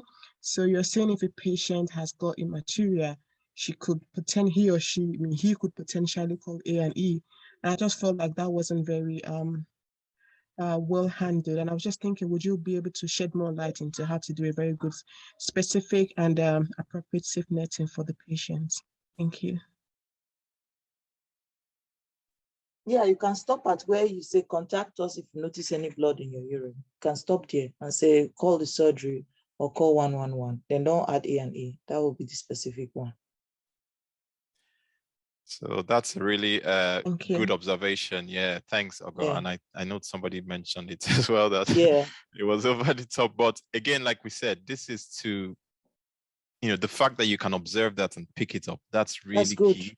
And that's good. Yeah, that's important. So if it was me, for instance, I spoke to a patient that I'm going to see the next day, I don't expect, any sort of major thing to change in a 24-hour period. So, I could just say if your symptoms are worse, you're having a lot of pain, you're having if you want to go into all that. So UTI, if you're thinking UTI, if you get a fever, or you get tummy pain, flank pains, please contact the surgery if we're open. If not, 111.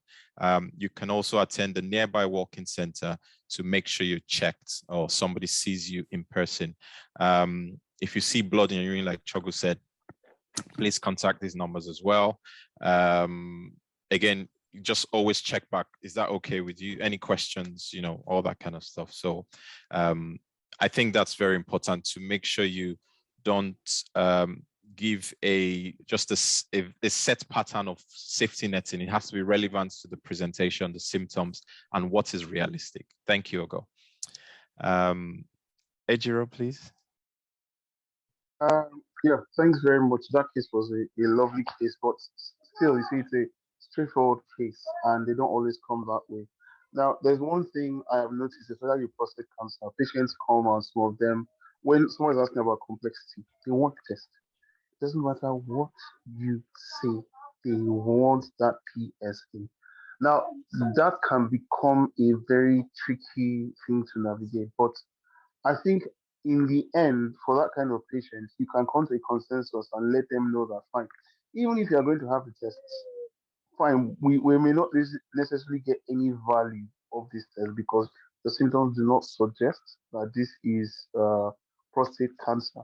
Because dragging with the patient at that point in time is going to be counterproductive. You're going backwards and forwards. But you need to ask yourself, am I going to stick and say, okay, fine, this patient will never have this test because I've not done X, Y, and Z. Remember, it is patient-centered.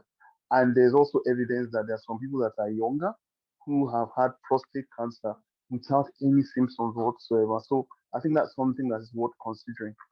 The second thing I would say is that at the end, I really like how it was rounded off in terms of there's lots of information coming forth. Now, sometimes it may be pressure to give the patient a lot of information just to fill up your time or just to put in all that information in that time. But never fail to ask, is everything I've said, is everything clear so far? Is there anything I've said you've not understood? Do you understand? Because when you do that, what it means is that you are doing shared management. It's not just a one.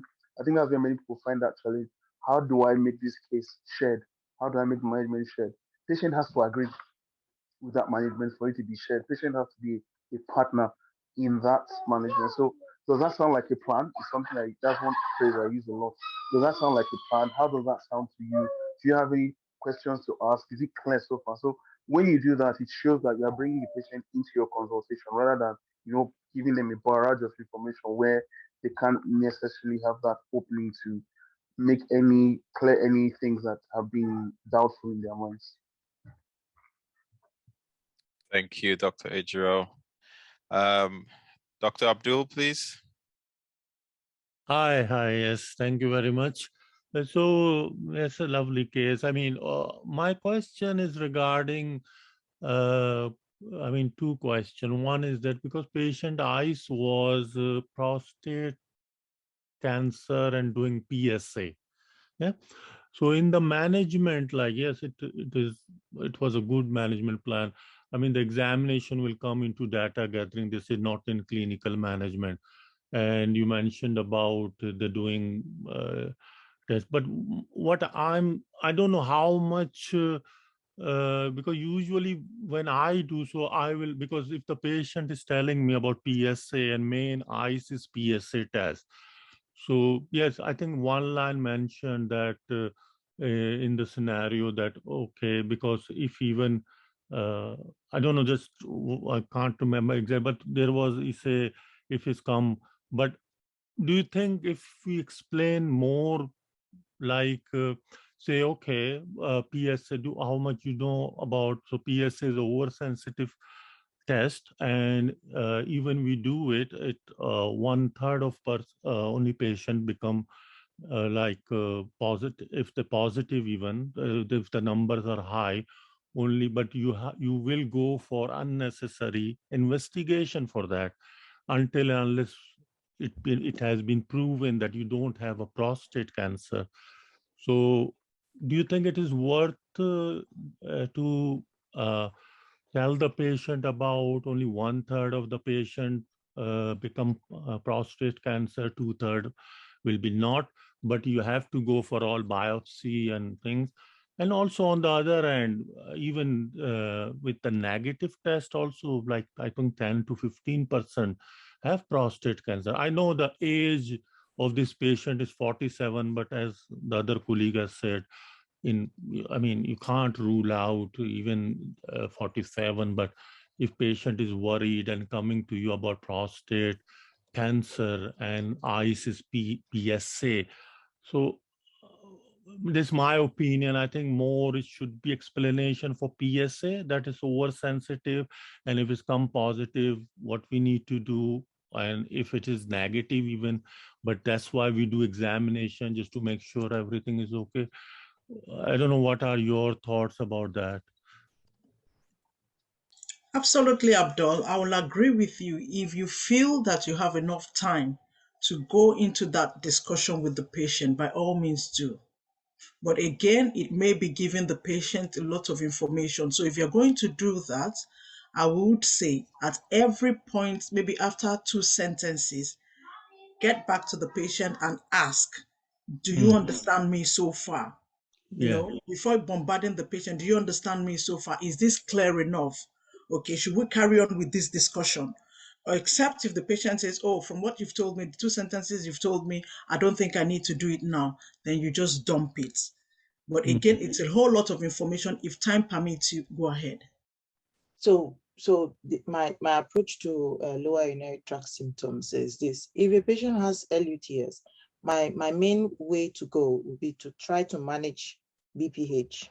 Ask the patient to do an IPSS and then start tamsulosin. But in addition to that, this patient wants to have a PSA, so you have to address that ICE.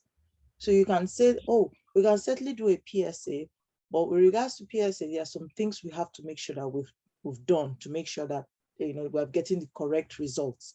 And that's one of the reasons why we want you to do a urine test to exclude a urine infection, because it can make the numbers high. And you need to have been 48 hours free from ejaculation or any vigorous exercise before we do it.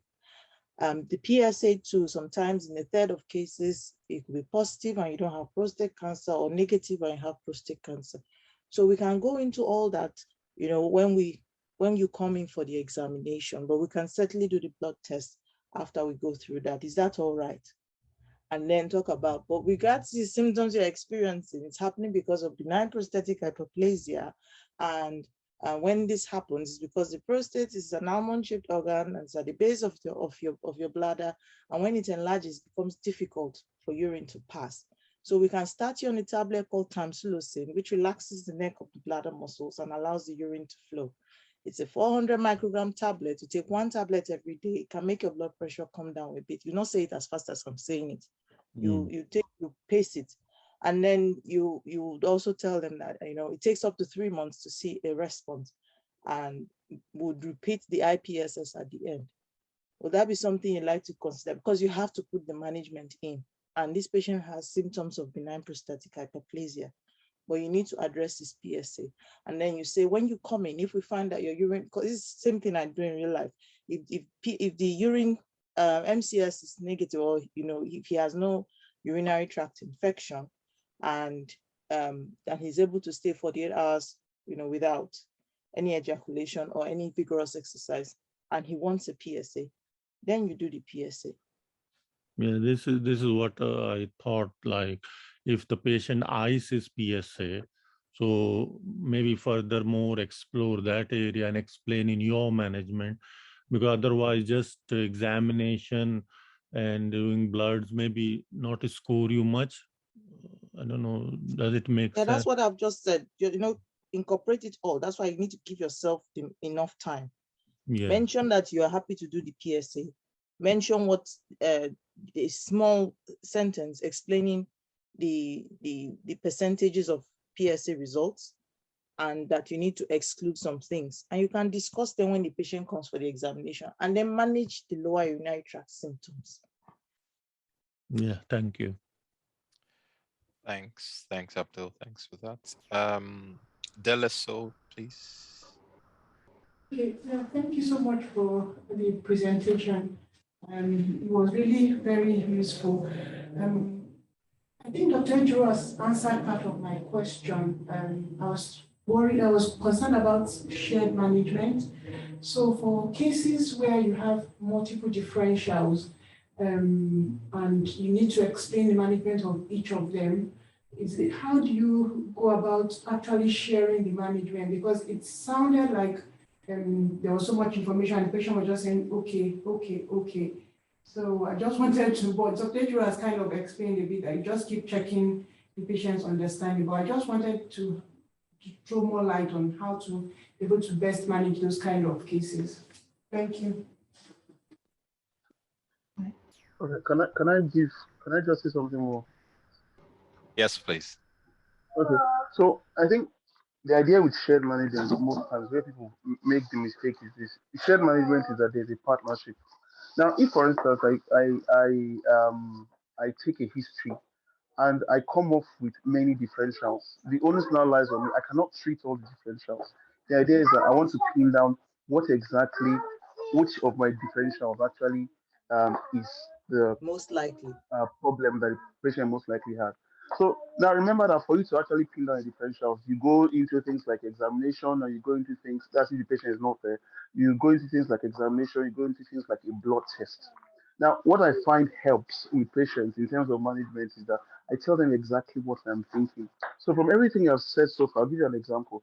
So from everything that we have said so far, I think this could be a urinary infection. I think this could be your prostate just enlarged without any prostate cancer there. And well, like you said, BPH, prostate cancer, it is something that we could consider, but that's quite remote. I would like to do X, Y, and Z. Now, by X, Y, and Z, that could be an examination and that could be an investigation. Now, for you to make it shared, the patient has to agree. The patient has to come into that management. Because, for instance, if you say I want to do a rectal exam and the patient doesn't agree or doesn't show up, the patient hasn't given you consent even before they want to come in if this is a phone call. So it's not shared, it's just one-way communication. So shared management is partnership. That's what you must understand. If you are going to do a blood test, are you happy for us to do a blood test? Remember that you are the one that is the medic, you are the one that has the knowledge. So you tell the patient how you are going to whittle down this load of differentials to the most likely one. A blood test is what will lead at this point in time to find out if this is what the case is, or probably we need a urine test, or we'll probably need a sample of your stool. But I think this is what we should do. What are your thoughts about this? If I ask you what are your thoughts about this, I'm actually throwing it into your court to see what do you think. This plan we have so far, is this something you are open to? Is it something you're happy with? If they express any objection, then you cannot begin to iron those creases out and say, okay, fine, I won't be available and all that and all that. That's also still part of shared management, because if they say I won't be available for this time, like the patient said here, then you will now say, okay, fine, what time will be convenient for you? That is being shared, because you're not imposing your will on this patient. This patient has a say in what they're subjected to with consent. So that's the issue of shared management, basically, from the way I look at it. Okay, so your question, your confusion as well is with regards to differentials, okay? Try to just stick to 2 differentials if possible, because from 80% of diagnosis is from history, isn't it? So if you have a patient, for example, who is telling you, doctor, I'm feeling this, you've done tired all the time, clacking. And there's a very good one on this e-learning for health as well. And from the history, you think, it may be anemia or it may be a thyroid problem, isn't it? And you say, okay, from what you're telling me, it does appear, maybe you've taken history, you've seen that maybe she has heavy periods and she has, she doesn't have a good diet, she's vegetarian, so it could be, say, okay, if we find that you're anemic, one of the ways we can treat that will be to give you an iron tablet. It's called ferrous sulfate. You take a 200 milligram tablet 3 times a day, okay? If we find that your thyroid levels are low, the tablet, we would start with you on a tablet called levothyroxine. It's a 50 microgram tablet. You take 1 in the morning. So you've covered 2 differentials. If a patient has tired all the time symptoms, and from your history, it's looking like either thyroid issue or anemia. So, you need to get to the point where your statements are fluid and you're not faffing about, which is the thing that we do. We faff about, we are thinking out loud, and you are using 3 or 4 sentences to say what you want to say. You want to ask a question, you go round and round before you ask the question. That's what will waste your time. The more you do it, the easier it becomes. And that's why Christiana said, get those RCGP flashcards. They tell you how to simplify the explanations, simplify the questions, simplify what you want to say. So going round and round before you say it. Thank you, Joko. Thanks, Ejiro, for that. So we'll go over to Wale next, please. Hello, can you hear me? Yes, we can. Oh, yeah. Thank you to the organizers. This has been very helpful. I think my question might have been partly addressed by Ejiro. However, I just still want to go ahead and ask it. I remember there was a time that I had an encounter with my trainer, and he listened to one of my audio cuts, and I was saying I would like to, this is the thing I would like to do. I was using that phrase when I was discussing with my patient, I would like to do this. Eventually I asked, are you okay with that? Is that something you want to go with? But he picked on it. He said, you kept saying, I would like to, and this actually featured in the last case as well.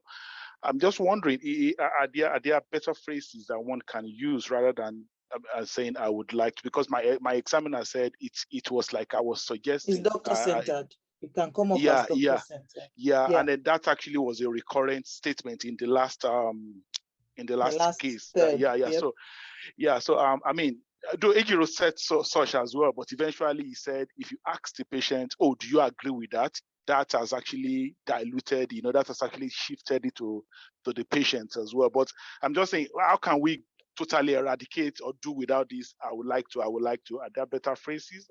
You can say, So you can say, what would be useful would be to bring you in for an examination so that we can have a feel of your back passage and get a chaperone. So You have change not that said you I would to like. we.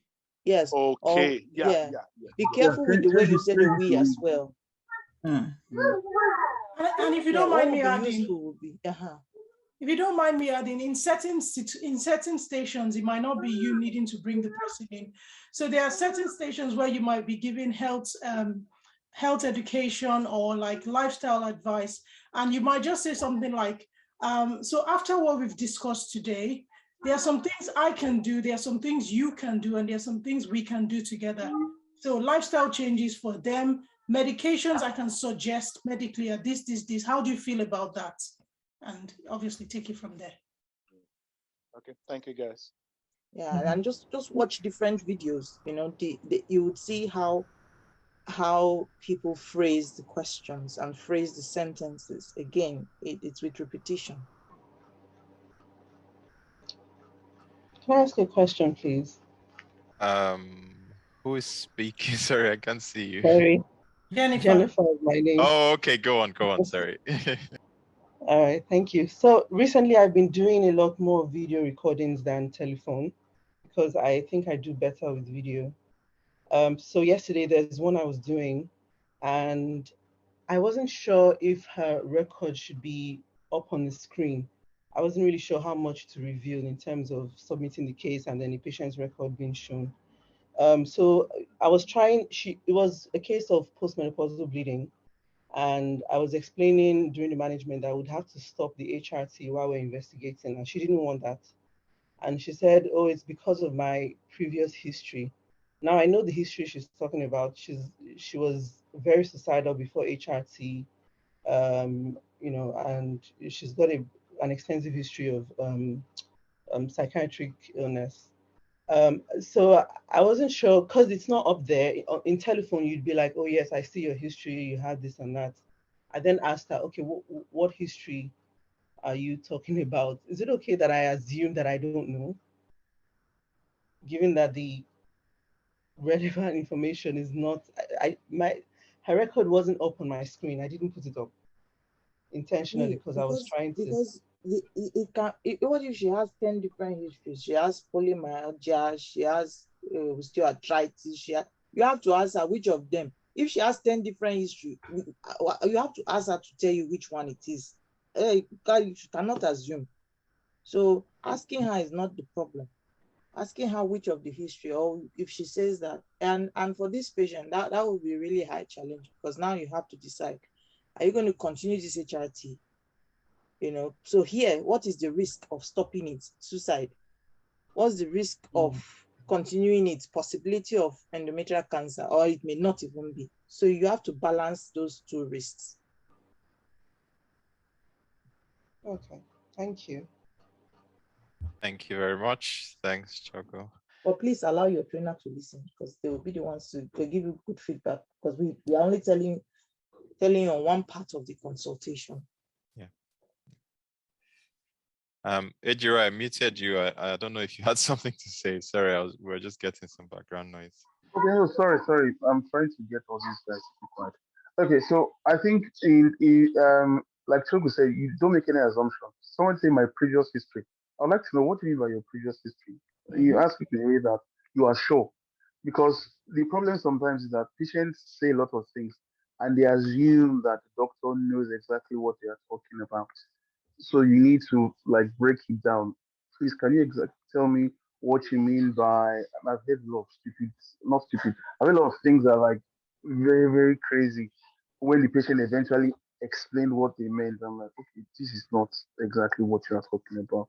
So never make any assumptions. I don't think it's wrong for you to assume you didn't know. The patient breaks it down, then at least the examiner also, whoever is listening to the consultation, also gets the sense of what the patient is referring to.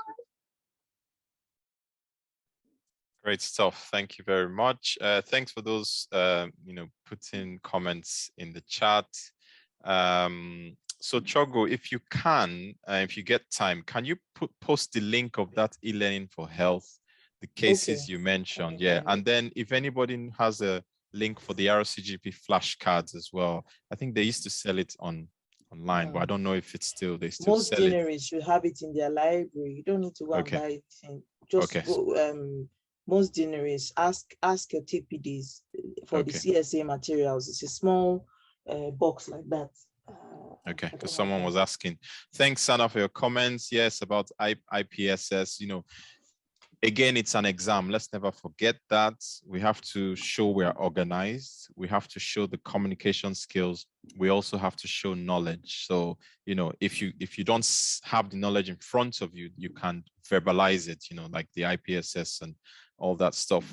Also, I think it was Sana, somebody mentioned that you have to also be careful. Some patients cannot read your leaflets, so that's where joint management comes in. You know, would you like me to explain this to you, or have you heard about this before? Or some people would find this leaflet helpful. Would you mind if I sent it to you? So things like that. Sana also asked something about agenda setting in RCA. So I'm wondering if agenda setting is compulsory from RCA point of view. I don't know if, I'm not sure I get the question. It all depends on how you start it. If a patient has written in their e-consult, they want to talk about two things. You know, you can start by saying, I see you want to talk about this and this. And then the patient can say, yes, okay, shall we have a chat about your headaches for now? And then I'll book you another appointment. I'll call you right back so that we can speak about your tiredness. Or you can ask, is there, you know, which one is more, well, if the patient is telling about headache and chest pain, of course you need to discuss the chest pain because that's the one that is can be dangerous to the patient. So you have to balance it, but it's not in every case. But if you notice in the HRT case, it was said, I've read your e-consult and I see you want to talk about HRT. You know, because if you just say, sometimes when you tell patient, how can I help? They'll not get upset. I sent e-consult and you are behaving as if you've not seen my e-consult, you know. So you can set agenda at the beginning, but it's not sometimes you set the agenda, it will still go upside down. So just prepare yourself for that.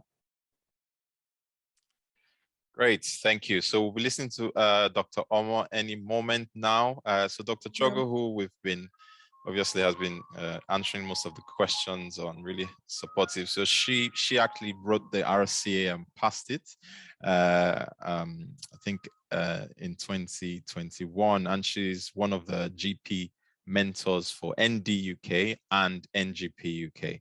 She's been very instrumental with supporting a lot of our trainees. So thank you, Chogo, for that. Dr. Ejiro is a GP. He's based in, I think, Essex, if I'm correct, or somewhere along that region. Yes. Okay, great stuff. And is it based in urgent care, or is that correct? So I think Urgent care.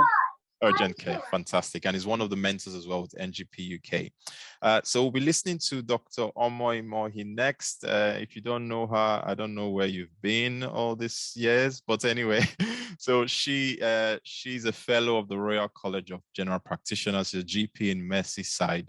She's the current vice chair of the Mercy faculty, and she's the founder and current president of Black Women in Health. She's also a nationally elected council member. I would advise you to stop whatever you're doing now, sit back and open your ears. Over to you. Thank you, Uwa. Thank you to all the other mentors on today. Uwa, you've put me on the spot. I'm just going to get into this because we've not got enough time left. I'm here to remind us today, because sometimes this topic I'm talking about, fear, when fear comes knocking, sometimes we forget who we are. We have amnesia. We forget who we are. We forget what our capabilities and the powers are. And I'm here today to remind us and to disrupt a few minds about this topic, fear. I believe that one of the things that we've seen happening a lot with RCA candidates and GP trainees, even that have not reached the stage of AKTs, is fear of what they've heard about the exams, fear of what they've been told about IMGs and how, you know, the pass rate is really bad. And I just thought this was a very good topic when I was asked to motivate today. I thought this would be a very good topic to talk about fear. Fear causes a lot of problems for many people. We all experience fear sometimes in our life from time to time. But what matters is how we can conquer this fear, how we deal with this fear. What matters is if we allow this fear to become a problem and it keeps us in captivity and keeps us in bondage, that's when fear is a problem. I have 3 questions I want you to ask everyone, basically. And I want you to answer these questions honestly to yourself. And if you want to share in the chat box, feel free. What are your greatest fears? What are you afraid of the most at this stage of your career? And how can you conquer this fear? I think these questions are very important, not just for today, but in every stage of your life or in every aspect of your life. It's good to ask yourself and reflect on these questions from time to time, because like I said before, we all experience fear. I love this quote by Winston Churchill: "We have nothing to fear but fear itself." Fear is something that holds many people back. A lot of people are not living their dreams. They are not achieving their maximum potentials because of fear, limited vision, and lack of self-belief. And fear keeps a lot of people from moving forward. Fear keeps people from being their self, from achieving the things that they've put their heart to. Ladies and gentlemen, today, fear kills dreams. Fear kills hopes. Fear kills, liberation. Fear kills the ability to think. Fear limits people from achieving their maximum potentials. Fear keeps people in bondage, keeps people in hospital even, and fear is what makes many people fail. So I'm here to remind us today, like I said, some of us might have heard about this before, and some of us might have forgotten who we are because of fear. So this is just to remind you that if fear is holding you back from something, you need to ask yourself within, is this something I'm really capable of doing? Is this something I can actually achieve? But I'm just afraid because people have said things about this exam, or I've done the exam already, I've failed. Oh God, how am I going to do it again? I'm scared I'm going to fail. I've got one more chance. I've got 2 more chances.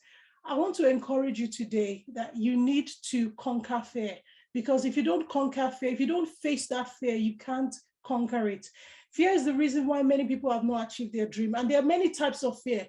There's fear of rejection, fear of failure, which is very common, fear of mockery, fear of disappointment. And there's also fear of success. Yes, some people are afraid of success, of being successful, because they are worried about what next, what am I going to do? People will be looking up to me. I'm going to have responsibilities. What am I going to do? But remember, fear means false evidence appearing real. Those things we fear are illusions. They only exist in our mind. And everything we want is on the other side of fear. We just need to break through that screen of fear. We just need to step up. I know we've heard many times, you might have heard people telling you, oh, you're practicing for this exam. You're not so British. You're not so eloquent. You're not so empathetic. You're not enough. You're not doing it the right way. You're not good enough. You're not intelligent enough. But I think it's time to stop that fear. I love this quote by Les Brown: if you're not willing to risk, you cannot grow. And if you cannot grow, you cannot be your best. If you cannot be your best, you cannot be happy. And if you cannot be happy, what else is there? Really, what else is there? If you cannot be happy, if you cannot live the life of your dreams, if you cannot achieve your goals and become, that GP you want to be, or whoever else you want to be in life, what else is there? So we must learn to control fear. If not, fear will control us. Remember that whatever you focus on takes control of your reality. It becomes your reality. So if you keep focusing on fear, if you focus on the thoughts that I might fail, oh gosh, it's over, that might become your reality. So I'm trying to encourage someone today that instead of fear, let's visualize on success. Let's visualize on prosperity and abundance.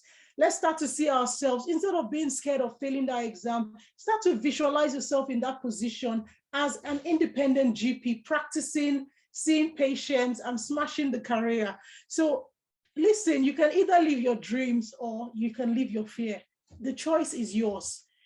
And I think if you look at your life today, where you are now, who you are now, what you've achieved so far in your life, these 5 C's would have played a very important role, whether you know it or not, in your life. And I love these 5 C's because whether you like it or not, who you're going to be in the next 5, 10, 15, 20 years of this career will also depend on these 5 C's. Number one is choices. The choices you made going to medical school, going to, foundation doctor, yes, choosing to be a GP. All those choices are what has brought you till today. So look at your life. You're doing well. You've made the right choices. You're here right now. And you've taken chances. You've taken opportunities. You've taken a risk to take, this career path. You've made a commitment. You've worked really hard to get to this stage of your career. And you've smashed every challenge on the way up till now. And you will smash this one as well. And consistency. All these 5 C's are so important from this junction up till where else you're hoping to go to in your career or in any other aspect of your life. Choice, the choices you make, the chances you take, the commitment you make to those choices and chances, the way you face those challenges, and persistency, remaining consistent in everything you do. It's so important. Like I said before, fear is a state of, it's the state of the mind. It can be changed. It's not static. It can be changed. Henry Ford said that one of the greatest discoveries a man makes, one of his great surprises, is to find he can do what he was afraid he couldn't do. I heard this story about a man who used to live on a street where there was a bulldog. And every time when he's going home, this bulldog will come out and growl and bark at him. And this man will fling everything and run for his dear life. And every day this happened for years. And one day this man was just having a really bad day, coming back home from work. And he was like, oh, if this bulldog comes today, I'm ready for him. I'm so angry today. I'm going to just pick a brick and smash it if he comes near me. And the bulldog came out on the street as soon as the man got on the street and started to growl and started to bark and started to chase him as usual. This man turned to run and then he saw a brick, picked up the brick and stood still and was daring the dog, like, come near me, I'm going to smash you. And this dog went towards the man and kept barking. And guess what? He was a toothless bulldog. He had no teeth. So basically this one had been running for months, years, and weeks just from a toothless bulldog. And that's how most of us face our fears in life. We run and we are afraid. We step on, we're stepping on like eggshells trying to achieve the things we want to achieve. And at the end of the day, it's a toothless bulldog. So I'm hoping that everyone here, if you have any fears, apart from the CSA and the AKTs, you will start to face your fear. So again, in facing your fear, you can choose 2 options. You can, decide to forget everything and run. Is that what, is that the best choice? I don't think so. That's not the best choice. I will not encourage anyone to forget everything and run. Don't forget who you are. Don't forget the awesomeness that you are, the power that you hold, the amazing skills, talents, and gifts that you have. Don't forget those things and run. I love this Japanese proverb. I like quotes. It says that fear is only as deep as the mind allows. And that's why it's important that to conquer fear, we have to start with the mind, because our mind controls everything. If you remember from the last talk, if you were here, I said it then, and I'm going to say it now again. Every thought you internalize becomes the word you verbalize. Those words become actions. Those actions become habits. Those habits become results. And those results produce the outcome that you see. So everything in life starts from your thoughts. You have to have the mindset of a winner. Dr. Christina talked about this before. Make sure your mindset is positive. Make sure your mindset is that of a champion. Go in believing that you are ready and you will smash this exam. Don't go in afraid. Sometimes, it's our own voices we have negative voices in our head. Tell that committee to leave. Tell that committee to go somewhere else, because you're going to pass. But it starts with the thoughts you are internalizing, because it dictates the actions and the results that you get at the end of the day. Another thing about guiding your mind, if you know that bad news, listening to people talking about IMGs failing is going to, set you back, then stop listening to those people, stop reading those news. I remember when I was preparing, my time, it was a CSA. And I had a group that I joined at first, and they were always so down and always talking about how difficult it is for IMGs and how we will make it. And I left that group. I joined another group that were just IMGs. And we all smashed our CSA. And because we went in with the mindset that we're going to pass this exam, and we were practicing with that positivity. And I think that it's so important that you surround yourself with the right people. People matter in your journey. The newest currency, or the most important currency in the world right now, is people, relationships. Build relationships. Have the right people in your journey, people that inspire you, empower you, motivate you. You don't need negative people. Don't let people with limited vision or limited ideas come around you. They will always want to bring a problem for every solution. No, you need people that will tell you that it's possible, you can do it, you can make it. And those are the people you should have around you. I added journaling because I think it's so important that we write down our thoughts, our feelings. It's a way of reflecting on how you felt that day, how you felt that week, how you feel about your preparation for your exams, and obviously how you plan what you are looking forward to when you become a GP. What you're looking forward to achieving as a GP trainer or as a GP partner or any other thing you want to do alongside your GP work. I think visualizing is so important. The power of visualization, I can't over or underestimate it. Is so important because, if you start to visualize, start to see yourself, a vision is something that has not yet happened, but you can see. Start to visualize yourself in where you want to see yourself, what you want to see yourself doing. I remember when I was really, I was preparing for my exams, I was a bit scared as well, but I started to visualize myself as a GP, how am I going to dress? What kind of GP bag will I get? I got one very big GP box, like the type air pilots get. That was how psyched I was about becoming a GP. So, thinking about how am I going to dress? How am I going to, practice? What am I going to do? What are the side hustles I'm going to do as a GP? Do I want to be a trainer? Visualize yourself, close your eyes at night and see yourself in that position. It uplifts the spirit. And guess what? What you manifest comes to life. And then take action, practice, practice, practice. Read if you're preparing for AKT, prepare very well, go in ready. Nothing can be denied the one who says it would not be denied. So go in ready and achieve those dreams. And that takes us from, forgetting everything and running to facing our fears. To overcome fear, here's all you have to do. Realize the fear is there and do the action you fear anyway. Peter McWilliams, I love that quote. So face your fear, face everything and rise. And most importantly, everyone, I want you to remember, whether with your GP training or any other aspect of your life, be fearless because you are limitless. You have more than enough, everything you need within you to succeed as a GP, as a mother, a father, a brother, a sister, a friend, a colleague, an artist, or whatever other side hustles you have. You are limitless and you can achieve anything. So be fearless, go in there fearlessly and smash. Thank you. Wow. When is your podcast coming out? We asked you this last time. Yes, so when is that podcast coming out? I have some podcasts. I'll share the link. Very deep. New ones are coming soon. Wow. Thank you so much for that, Omar. Thank you. So just a quick one. In the next 48 hours, I think at the most, the recording of this webinar will be on the YouTube page, so you can go and watch it again, listen to the motivation, listen to the presentation and the cases. And we'll also send out a feedback form to those who registered. So hopefully we can hear from you. I think Abdul has a question. I think we're short for time now. So just really quickly, Abdul, because we'll be wrapping up now, if that's okay. Are you there? Yes, thank you very much. I congratulate you all, been brilliant, and I think it's a good support for RCA candidates. Really, it's a very good webinar and we learned quite a lot.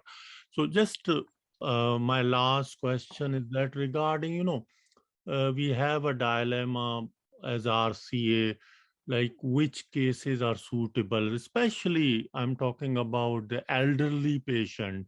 Yes, because there is a criteria now 65 and above. Some cases are like they can be younger or the elderly. So would that be submittable cases or no? Because finding case like specifically dementia or fall, maybe sometimes it's difficult to find those cases. for example, as example, I will say like a GORD case. So that is common, like it can be elderly people and it can be a younger.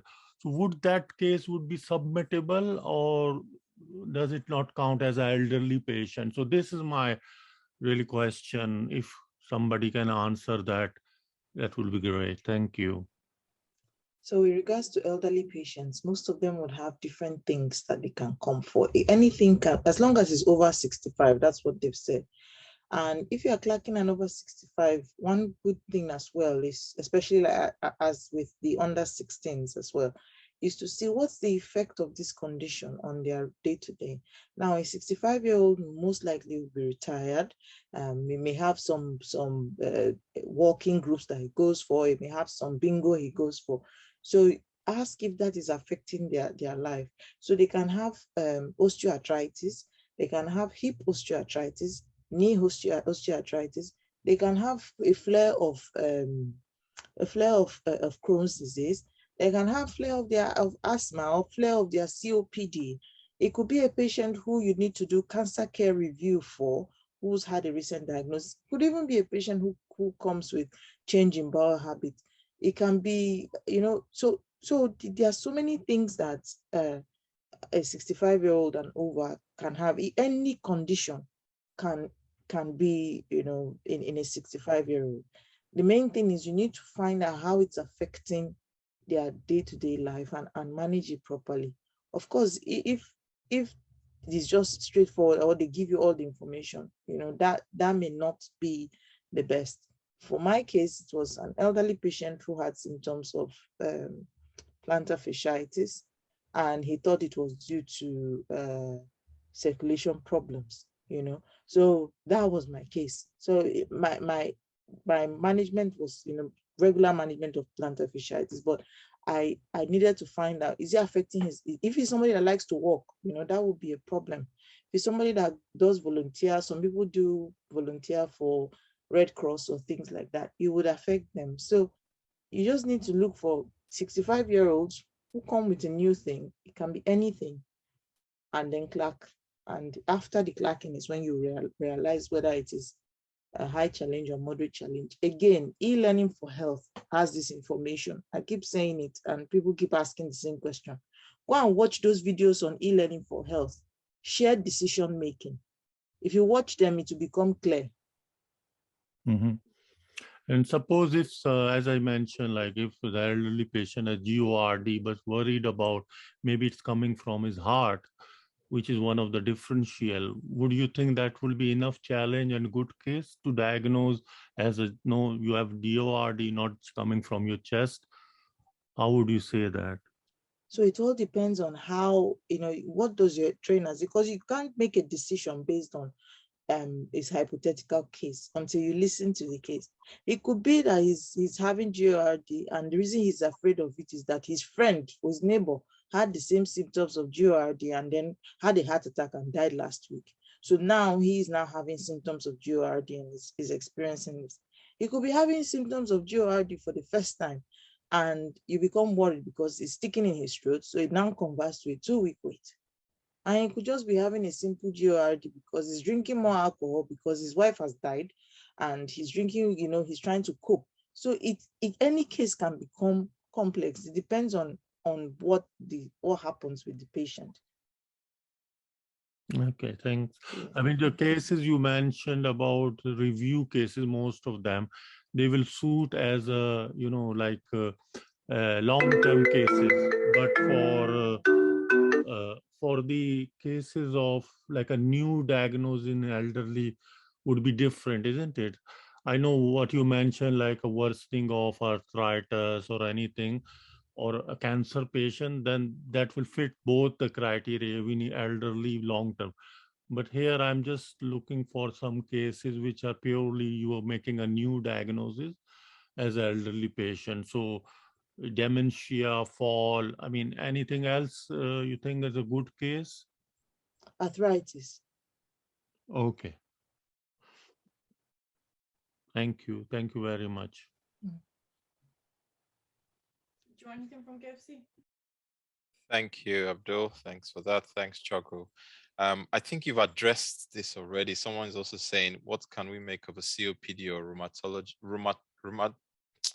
rheumatoid arthritis review? Is it a high challenge and is it submittable? So again, it just depends, because I'm sure, yes, let's go for fresh cases, but I'm sure there'll be some review cases like Chogo has already said. If you can take the history again and get out all your facts, get enough data to arrive at a diagnosis, you can then explain, check your red flags. You've demonstrated communication skills. You've then demonstrated joint management planning, follow-up safety netting. Then, quite clearly you have it all there. But again, most importantly, let your trainer listen to it. We won't be able to tell you, yes, this is high challenge, this is low challenge. It's really difficult for us to say that on this forum, if that makes sense. Okay. There was an Okweyemi who wanted to ask a question, raised their hand, but then they left. If you're still here, you want to ask the question, pop it on the chat, so you can raise your hand. So I just want to really, say a really big thank you to all of you for coming on this webinar, and for those who've joined on the Facebook Live as well. Thank you to NGP UK, NDUK, BWIH. Thank you to all the panelists. I think at some point, the president of the NGP UK joined, but he's quite busy today. Dr. Benga, thank you for showing your face. Thanks, Ejiro, really value you as well. Dr. Harrison joined as well. He's one of the executives on the NGP UK. I think I saw Dr. Ovo as well, who is the founder of NDUK and immediate past president of NDUK. There are other people I'm not able to mention. Just really thank you. Just bear in mind, you can listen back, you can reach out to any one of us. The key thing is give yourself time, be in the right frame of mind, prepare, practice.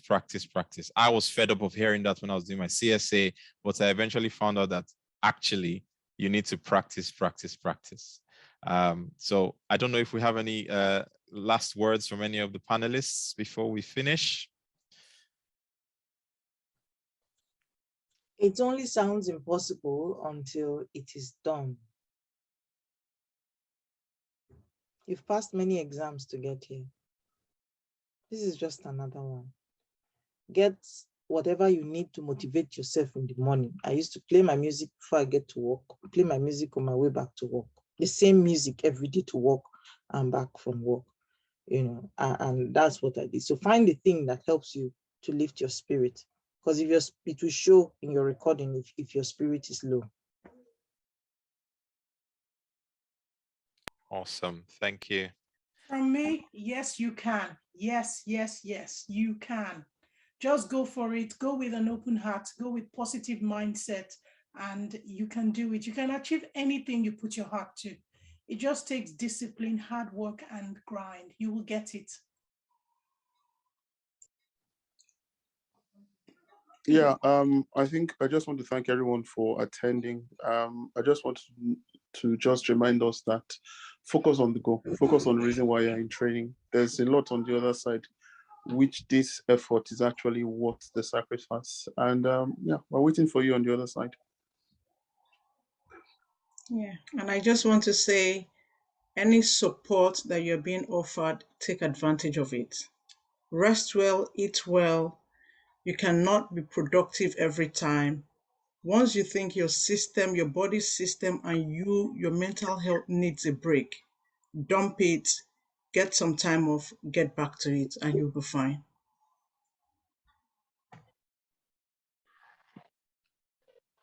Awesome, thank you so much. So we've come to the end officially of our webinar. We're run over by 15 minutes. Thank you, everyone. If there's anyone we're going to have in the future, we'll try and let everyone know. And good luck to those submitting for April. Good luck to those submitting for March. And good luck to those considering doing it later on in the year. I know there's no dates out yet, but there may or may not be one in September.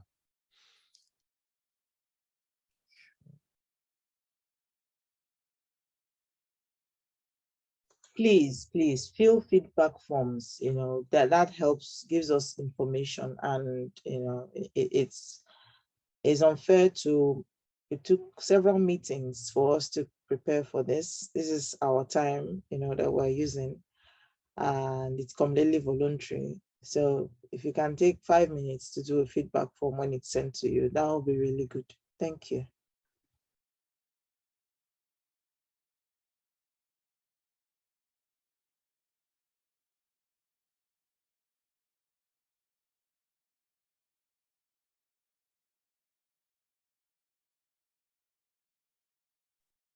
Thank you all. Have a lovely weekend. Thank you. All right. Bye. Enjoy the rest All of your right, weekend. guys. Take care. Yes. Bye. Bye, everyone. Bye.